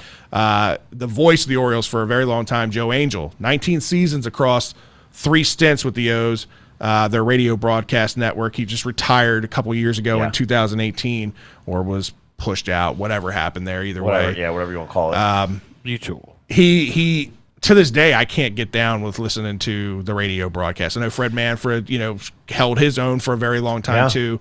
But Joe Angel, man, he was the voice of the Orioles for a long time. What's funny is one of the plays that the Orioles played on their website for Mike Devereaux being inducted was that over-the-shoulder catch he made in center field in 92 that was just amazing, and it was Joe Angel making the call.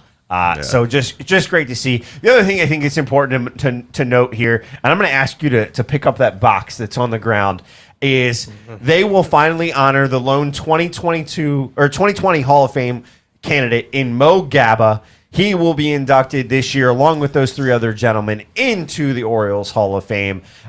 Great to kind of see that this kind of comes full circle. Last year, us not getting to hear about it. It's not going to be till August. So hopefully by then it'll be more fans. But great to see Mo kind of really get the chance to shine, and with 3 great names. One of which he actually got to meet in JJ Hardy. I saw actually a picture of him and JJ Hardy before, like pregame, when he was in a wheelchair, when JJ was still around. And it's just great picture, great story all around. Go ahead, Drew. No, I was just gonna say nothing real chime in on. Whenever this game is, we need to go to. What, they do the introductions? Whenever they do the this inductions. Orioles Hall of Fame, then we need to go to that show. That was just such a classy move by the Orioles organization, especially to make that announcement for Mo prior to anything happening with Mo, and it was just it was the last an emotional moment for it was for the last him act by the Orioles that he got to see and hear. Yeah. So great little story there. All right, Scott, it's time for this week's rundown. You know what? I'm going to save mine. I'm going to let you. Oh, you're going last. I'm going to let you lead off this week's rundown. All right, so this week's rundown, I'm going to start us off with a good story, right? We sometimes have some crazy or weird or whatever it may be stories. We do, and we do this week. We do this week. Don't hesitate, guys. A couple. But I want to start off with a great story that comes out of L.A. And it's Trevor Bauer. He hasn't been with the Dodgers more than 2 months, right? Yeah, 3 months. About that. And he's already making headlines in a hashtag good guy kind of way. Right. Because in March, mother posted about her son. They had to move 2 times during the pandemic for whatever reason, and her 11-year-old son, who was celebrating his birthday, she was asking everybody to, wish him a happy birthday and kind of say, like, show him that everybody's not good in the world, because the 2 times we moved, both schools he's been at, he's been severely bullied in those schools. Well, somehow Trevor saw it. Trevor came across this tweet, or it was sent to him, or whatever it may be, and stepped up this past Saturday. And credit goes out to Trevor Bauer, because here's what he had to say about what he did. Actually, I forget exactly how it came about, but I was made aware, he's had a kind of a rough year in school, getting bullied. And that's a story that I can identify with, because that was my entire childhood. I got bullied mercilessly nonstop by kids at school. I hated going to school, and I was miserable for 17 years of my life. So I just wanted to try to do something special for him and give him some hope that, things get better and keep being himself and all that. So signed the jersey for him, got some hats for the family, got tickets for him to come out and try to have a positive experience. And, it was a beautiful day, and they got to see an entertaining ball game. So hopefully it makes a positive impact. And he just skimmed over what he did, but not only did he take pics with this kid individually. Obviously, the netting out there in out there in Arizona at spring training was in the way, so it's kind of skews the picture that we have. But he took the pictures. He had a custom jersey created for this kid. Not only did he sign a jersey, but it was a custom jersey that he had made specifically with this kid's first name on the back of the jersey, and the number 27. And then here's the cool part, and here's why I said #good guy. He signed this jersey. It's cool to be different. Keep being you, Trevor Bauer. That's awesome. Great story out of a guy that just made bank right out in LA for what he is, and got a pretty damn good contract out there. So he's taking and turning around and immediately giving back, and it's something we've heard out of Trevor Bauer before, is giving back to the community. It's just a great story that happened this weekend. I thought I had to share. Yeah, no, that's great. All right, taking it from a good story to a really weird story and a creepy story. I don't know. I think we go to Drew for the last normal one, and me and you finish up with creepy. Okay. All right. I think we need to mix it up. Okay. Drew go normal. Let's go with the topic we talked about last week. And Ryan, no, I'll take over. March Madness continues. Baylor and Houston moved on yesterday, Final Four. Houston faced all double digits to get to this point, so it's fairly conceivable that this is their biggest test. Gonzaga, earlier on the night, moved on with a 22-point win. Nice. And it was wire to wire. It wasn't even close. That's like the national, I guess, favorite. I mean, they're 30-0 now. Like it's finally good to see them finally in that position, because usually you've always seen them as a 1, 2, 3 seed, and it's kind of like, they get to the Sweet 16, that's it. Right. Interesting stat I saw today. This was the first time ever that none of the Elite 8 teams came from the original 13 colonies. The little stats like that always make me laugh. It's a good pull. That's the kind of stats I love about sports. So the ACC sucks. The ACC sucks. Pac-12 apparently amazing.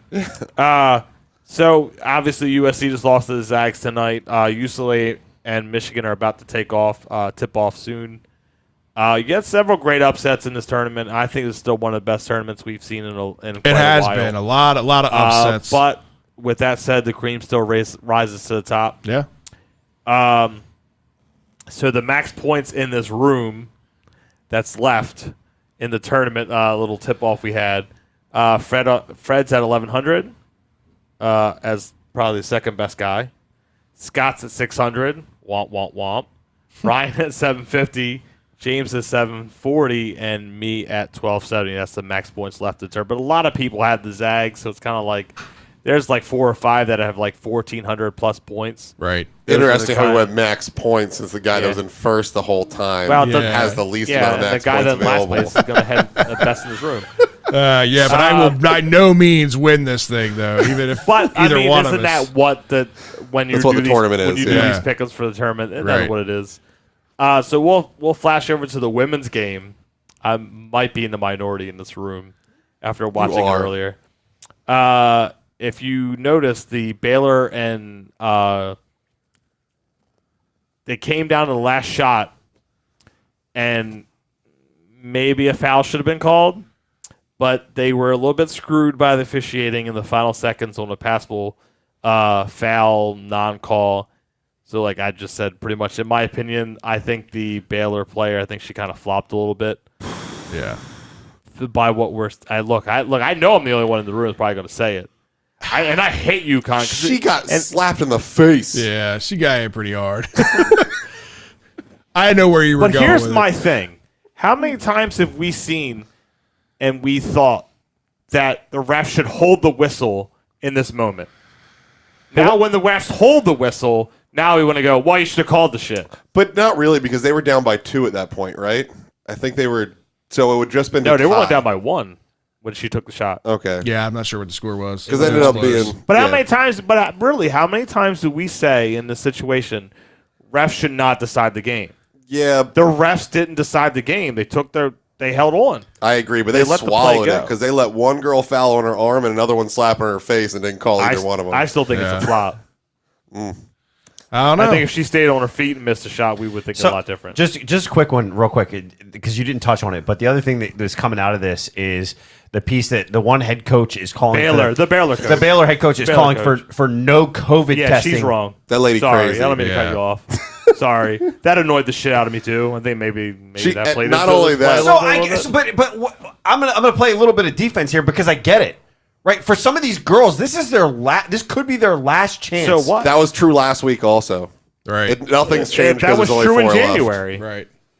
You're saying the Final Four isn't different? No, because No. everyone was playing to Okay. get to the Final Four. So at VCU? any time, Right, if but they now were- that you're in the Final Four, is what I'm VCU saying. men Okay. didn't get to play a fucking basketball game. All right, well, let's Because of talk COVID. about something else that's even Well, creepier. Well, James still got Oh, I'm his. sorry, go ahead. Can't forget James. James, what the hell is going up in freaking with the Brooklyn New York. Nets? Brooklyn Nets Still are creepy, just- if you ask me. They're building the Mecca team. You know, you thought with Miami Building, they've built it, and now they're just adding the cherry on the fucking top. We Jeez. thought KD to between Golden Miami State was bad. and Golden Yeah. State, but now you got the Nets. So you had Kyrie there, and you had KD, and you're thinking, oh, this year it's gonna be good. You have a new head coach, Steve Nash, and assistant coach Mike Antonio. So you're like, oh, they got the coaching, they got experience on the team. Now they just go deep, and they just signed LaMarcus Aldridge because he had a buyout with the San Antonio Spurs. So now that you go from having Kyrie, James Harden that joined them, Kevin Durant, Blake Griffin, and now Aldridge.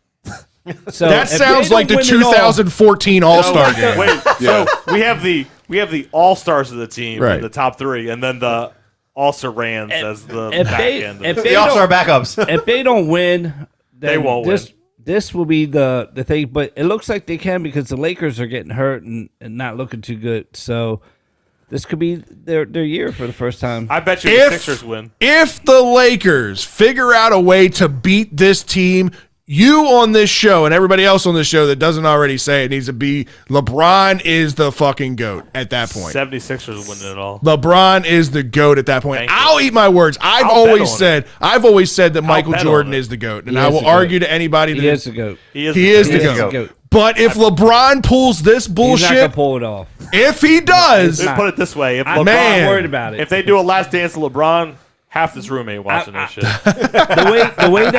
the way with Denver, Utah, they're all picked up in the draft. Like they're pretty stacked. So I think the Lakers they're done. Even the Clippers got better. AD isn't Got playing. AD isn't playing another in the playoffs at all. all right, Ryan, let's get weird.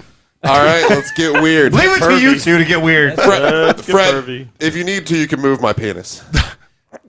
Weird thing to say, right? Yeah, I wasn't expecting that one. That's not something you should be saying. Well, that's what Ryan, our boy. that's an after hours thing. Yes. That's not like That's what our boy, Mr. Backup Deshaun Watson, Not our boy anymore. We don't talk about him. has been quoted as saying to a massage parlor, or not massage parlor, but masseuse that came to his house, because that's what he does. He brings people to his house and apparently acts really creepy. It's many other ways where he thrusts in air and has been quoted as 16 different ejaculating times. on a girl's hand without her ever touching him. How do you? this is not only like a legal issue, I guess. That's point. like a superpower. Yeah, right. It's a performance issue. How does that even happen? Premature ejaculation superpower. Well, apparently, wait. I called him out for not being able to finish. Apparently, he can finish, just not at the right time. It doesn't finish the right. Oh, okay, that was great. That's the best joke Scott's ever told. All right. But even if somehow he survives legally, this dude's things are so creepy at this point that he's been quoted doing. This is like Bill Cosby level creepy bullshit. Like, how can anyone ever make this guy... You can't overlook it. You can't. How do you make this guy a face of a franchise? Houston has to be kicking themselves in the ass for not trading this dude the second he asked for a trade. Yeah, for a while there, when the allegations first started coming in on him, I thought this is the Texans fucking pulling their card because Deshaun wants out. Now they're gonna fucking ruffle some feathers and piss him off. It reeked of Jerry Jones. But now it's gotten to a point where I'm like, man, this shit is legit, and it seems like this is just a character issue with this guy. Like, he is just a bad dude. He doesn't look like it. He doesn't come across that way, but this guy's got some fucking things in his closet. I don't understand. Maybe he's a sex addict. Clearly, but why do we have to live through this?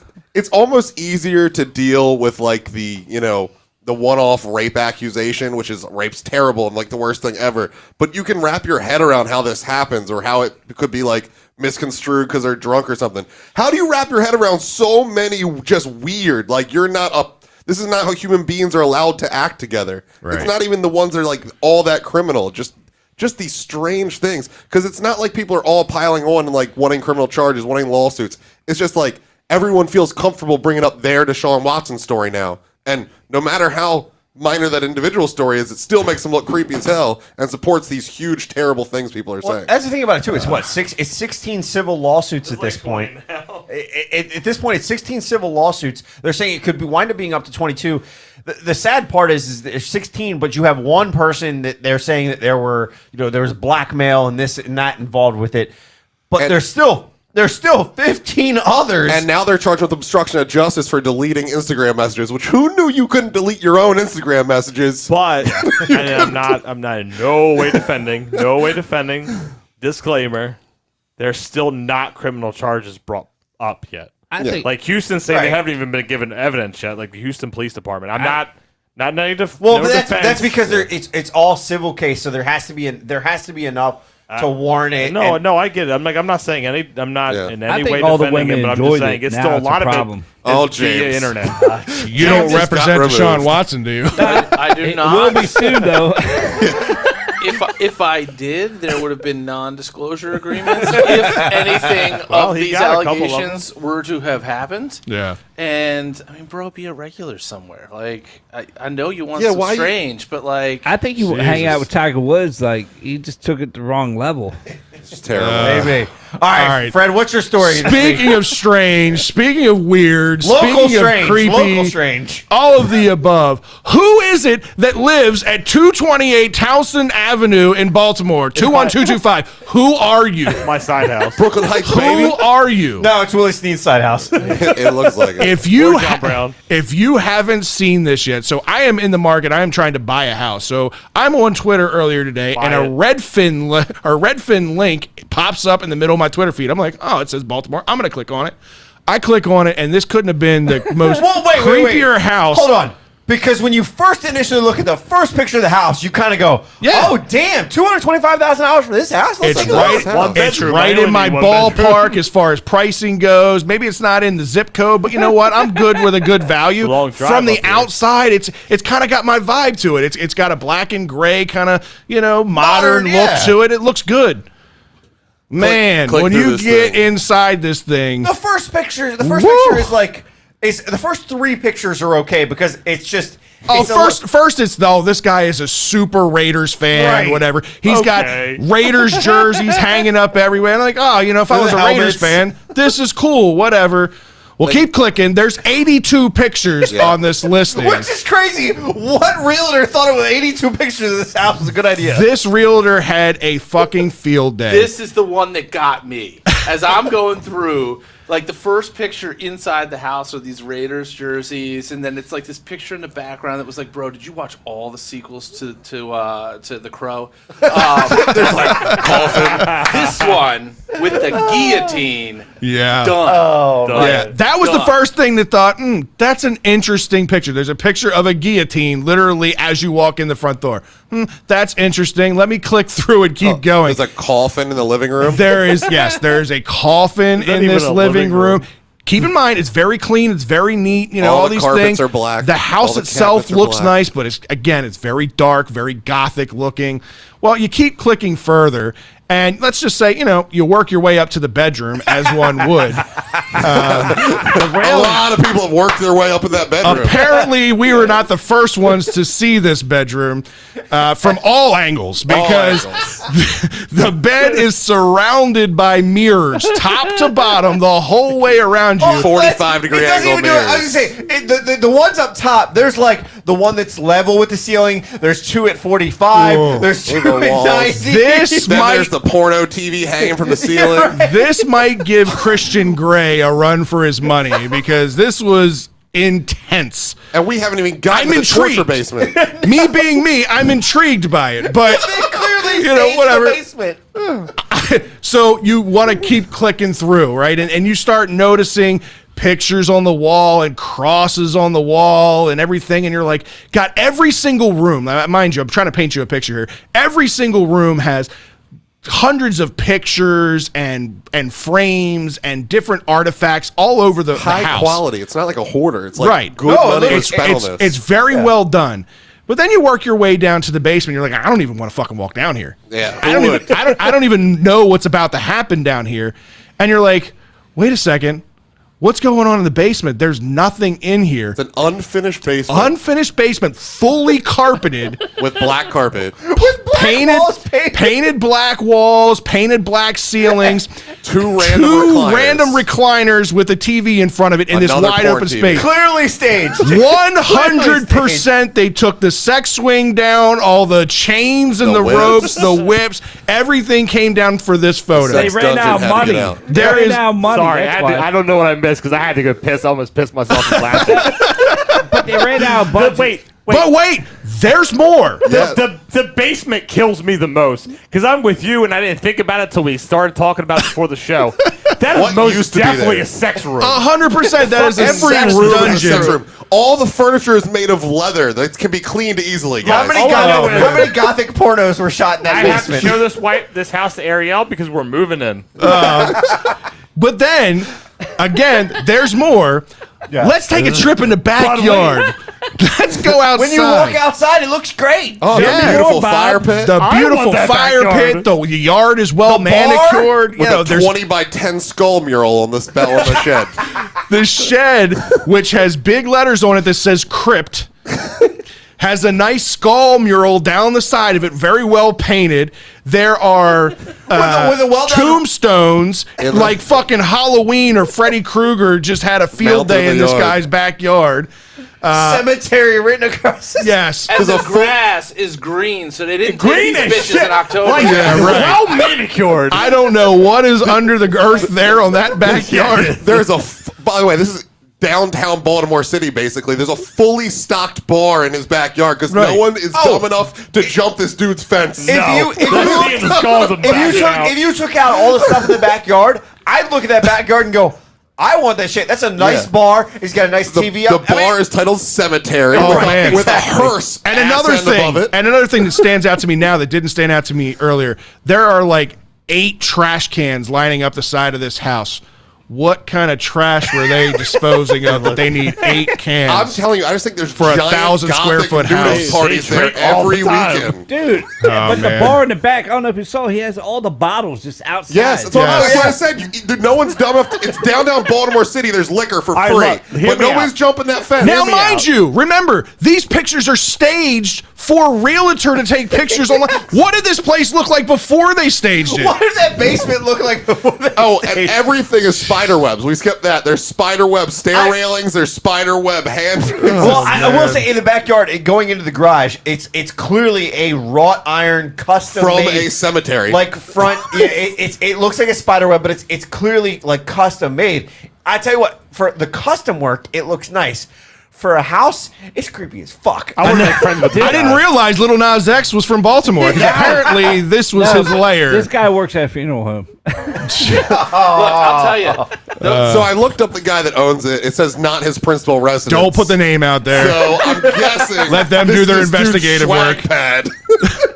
Oh, man. I know everybody has seen this meme, and the reason that those bottles are safe there, it's like that meme of the toddler that's like running, and then he gets this oh shit face, and then turns around and runs the other way. You walk into the You backyard, you're jump like, this oh. fence, you get that face, Like, and oh, you yeah. hightail it out Well, of what there. is it? Dumb decision. Before you even jump the fence, like you, not only do you have the shed, the garage. What is the garage in the backyard crypt. with the giant giant mural on it? But on the other side, where normally you could just straight jump the fence, there is another little like shed that like goes It's an straight to the entrance back. way. It's like Right. where they. I bet they literally collect money for his parties, Right. like at the entrance. But at that, there's this I don't know giant how I didn't cross get on top invited. of this like 4x8 shed. It's like crypt. Yeah, it says crypt on it, and Yeah. then there's the Hey, other one. Fred, That's I just realized they have a church bench upstairs in the bedroom. a church pew in the bedroom. Yep, there's a black painted church pew. with red pillows. Yep. oh, and the bar. Oh, I did Buy see this- that. That's Fred, right. buy this house. the Jesus. Only giant, if all furniture is included. Yes. the This is giant the new podcast house. bar top, the giant bar top. Oh my God. It's in the backyard. Yeah. Is a giant cross. Did you notice that? Yeah. Yep. Like, The hearse. Can you The imagine, hearse like, ass end killed me. The fact you have a whole back end of a hearse. right, coming out of your wall. in could the you back- in the bar. imagine, like, being a female, right, and you're on Tinder, and you're like, you know, Well- I'm kind of into goth stuff, so I like this guy. And then you decide to meet up, and then you walk into this, and like, what the fuck did I just If you're walk a into? gothic What did I girl just on do? Hey, Tinder, wait, you're get looking the for this fuck house. Fuck out of there. Is there a Tinder site for literally just biker babes? Because that's it. No, I don't That's even think it. this is biker, man. Only This is goths.com. way above biker. Did you hear what you just said? Onlygoths.com. Yeah, right. This is a great rundown.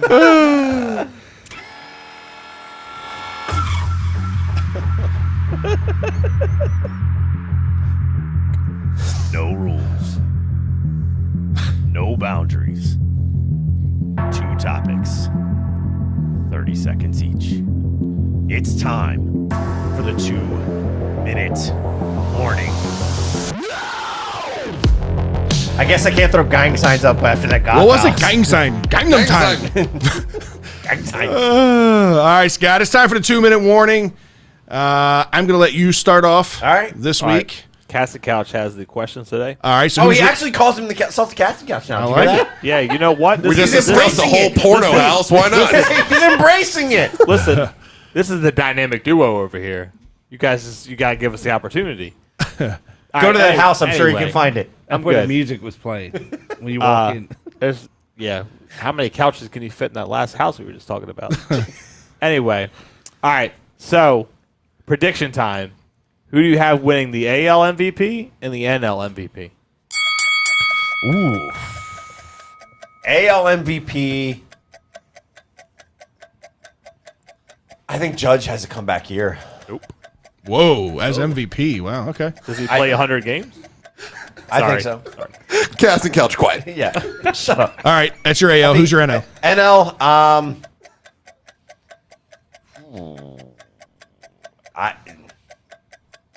I'll go Kershaw. I don't know at this point. I haven't looked at it enough. All right. So AL, I'm going to go with Old Faithful. I'm going to go Mike Trout. I think he has a year. I mean, just like he does any other year. NL, I'm going to go Fernando Tatis. I think that, Okay. coming off that big payday, his game is just getting better and better year in and year out. So I think that's my 2 MVPs there. All right, and the second question is, so now with COVID-19, the new thing is pro days over the combine. Are you for it, against it, or don't mind it? Honestly, I don't mind it. I think that in some cases the NFL Combine hurt a lot of guys. And to an extent, those numbers don't mean what a guy can. They don't always translate to the field. We've seen that. We've seen it on a regular basis. Orlando Brown Jr. ran the slowest time that we've seen, one of the slowest times we've seen in history, and is one of the top tier right and left tackles in the league. It doesn't translate. I really could care less. I really don't care much about either or pro days or combine, but if you're going to have them, I think that it needs to be at a neutral site and it needs to all be done on the same watches, on the same testing, because you get these individual testing sites at these pro days and you don't know if somebody's, messing with the numbers and whatnot. You get everybody tested by the same people, by the same stopwatches, all that stuff at the combine. I think I'd prefer them to be with the combine and not do the pro day thing. Man, that was like perfect timing. I know we're long as hell, but I think Jobeth needs to answer. Sorry. I think Jobeth needs How many times has that happened in your life? Oh, God. I think the fans would like your answer on the last question about pro days versus the... I heard that in the midst of texting my wife the real estate link because we're currently looking at beach houses. So I was like, I'm going to throw this curveball at her because I know that she's going to open it up and look at it because for about a week and a half I've been sending her different links to different beach houses. What are you going to do if she says, let's buy it? Brooklyn Park Beach House. I mean, it's not a far Uber ride from the stadium, so we'll just tailgate there ahead of time. There you go. So... The combine is kind of a tradition, and I don't think that this whole thing is all kind of messed up and all over the place, because here's the thing. I should be in Cincinnati right now for a pro day tomorrow, and agents are not allowed at most of these pro days, and this is driven more by the league than anything. So it's going to go back to normal next year, or at least I think that it should. That combine is also a bit of an honor to guys that make it there. And they get that invitation. It's not a guarantee that you're getting drafted, but there's more that goes on than just guys running the drills there. So, I think it needs to come back. Okay. Cool. I like it. All right, Scott. It's been a good show. No after hours tonight. It's been a long night. I got to get up at 4:30 in the morning. No after hours. Jobeth, appreciate you coming on the show. As always, absolutely. Open invitation anytime you want to come in. Good luck with everything with the draft coming up, and hopefully you get some guys drafted high. Yeah. Hopefully. We want to appreciate all of you guys tuning in each and every week, and this week especially. Craig, sorry we didn't get to your question. I know you asked it on Twitter. We will add that to next week to be able to discuss on this week's show. Just a lot going on. Jobeth coming on made it a little harder. Make sure you always check out our website, www.birdlandbs.com. We'll get you, Craig, for sure. We'll check out all of your episodes. You can check out all of our episodes, learn about each of us, contact us, get yourself some Birdland BS gear and more. Visit us on bigplay.com and birdlandsports.com. Follow us on all of our social media sites at Birdland BS is how you find us. Make sure you like, follow, subscribe, and be a part of the Birdland BS Nation. If you want your opinion or topic heard on the show, make sure you use the hashtag #That'sBLBS or send us a message like Craig. Again, sorry, buddy. We will get to you next week. You seem to be the one that we're getting to every week, but this week we will get to you next week. As always, be sure to check out the audio version of the podcast, Spotify, iTunes, Google Podcasts, wherever you listen. Make sure you follow us while you're there. Drop us a review so we can be found a little bit easier. And if we're not on your subscription platform, let us know. We'll get there. Thanks for tuning in, as always. For Fred, Ryan, James, Drew, our special guest, Jobeth, and myself, we'll see you guys next week. See ya.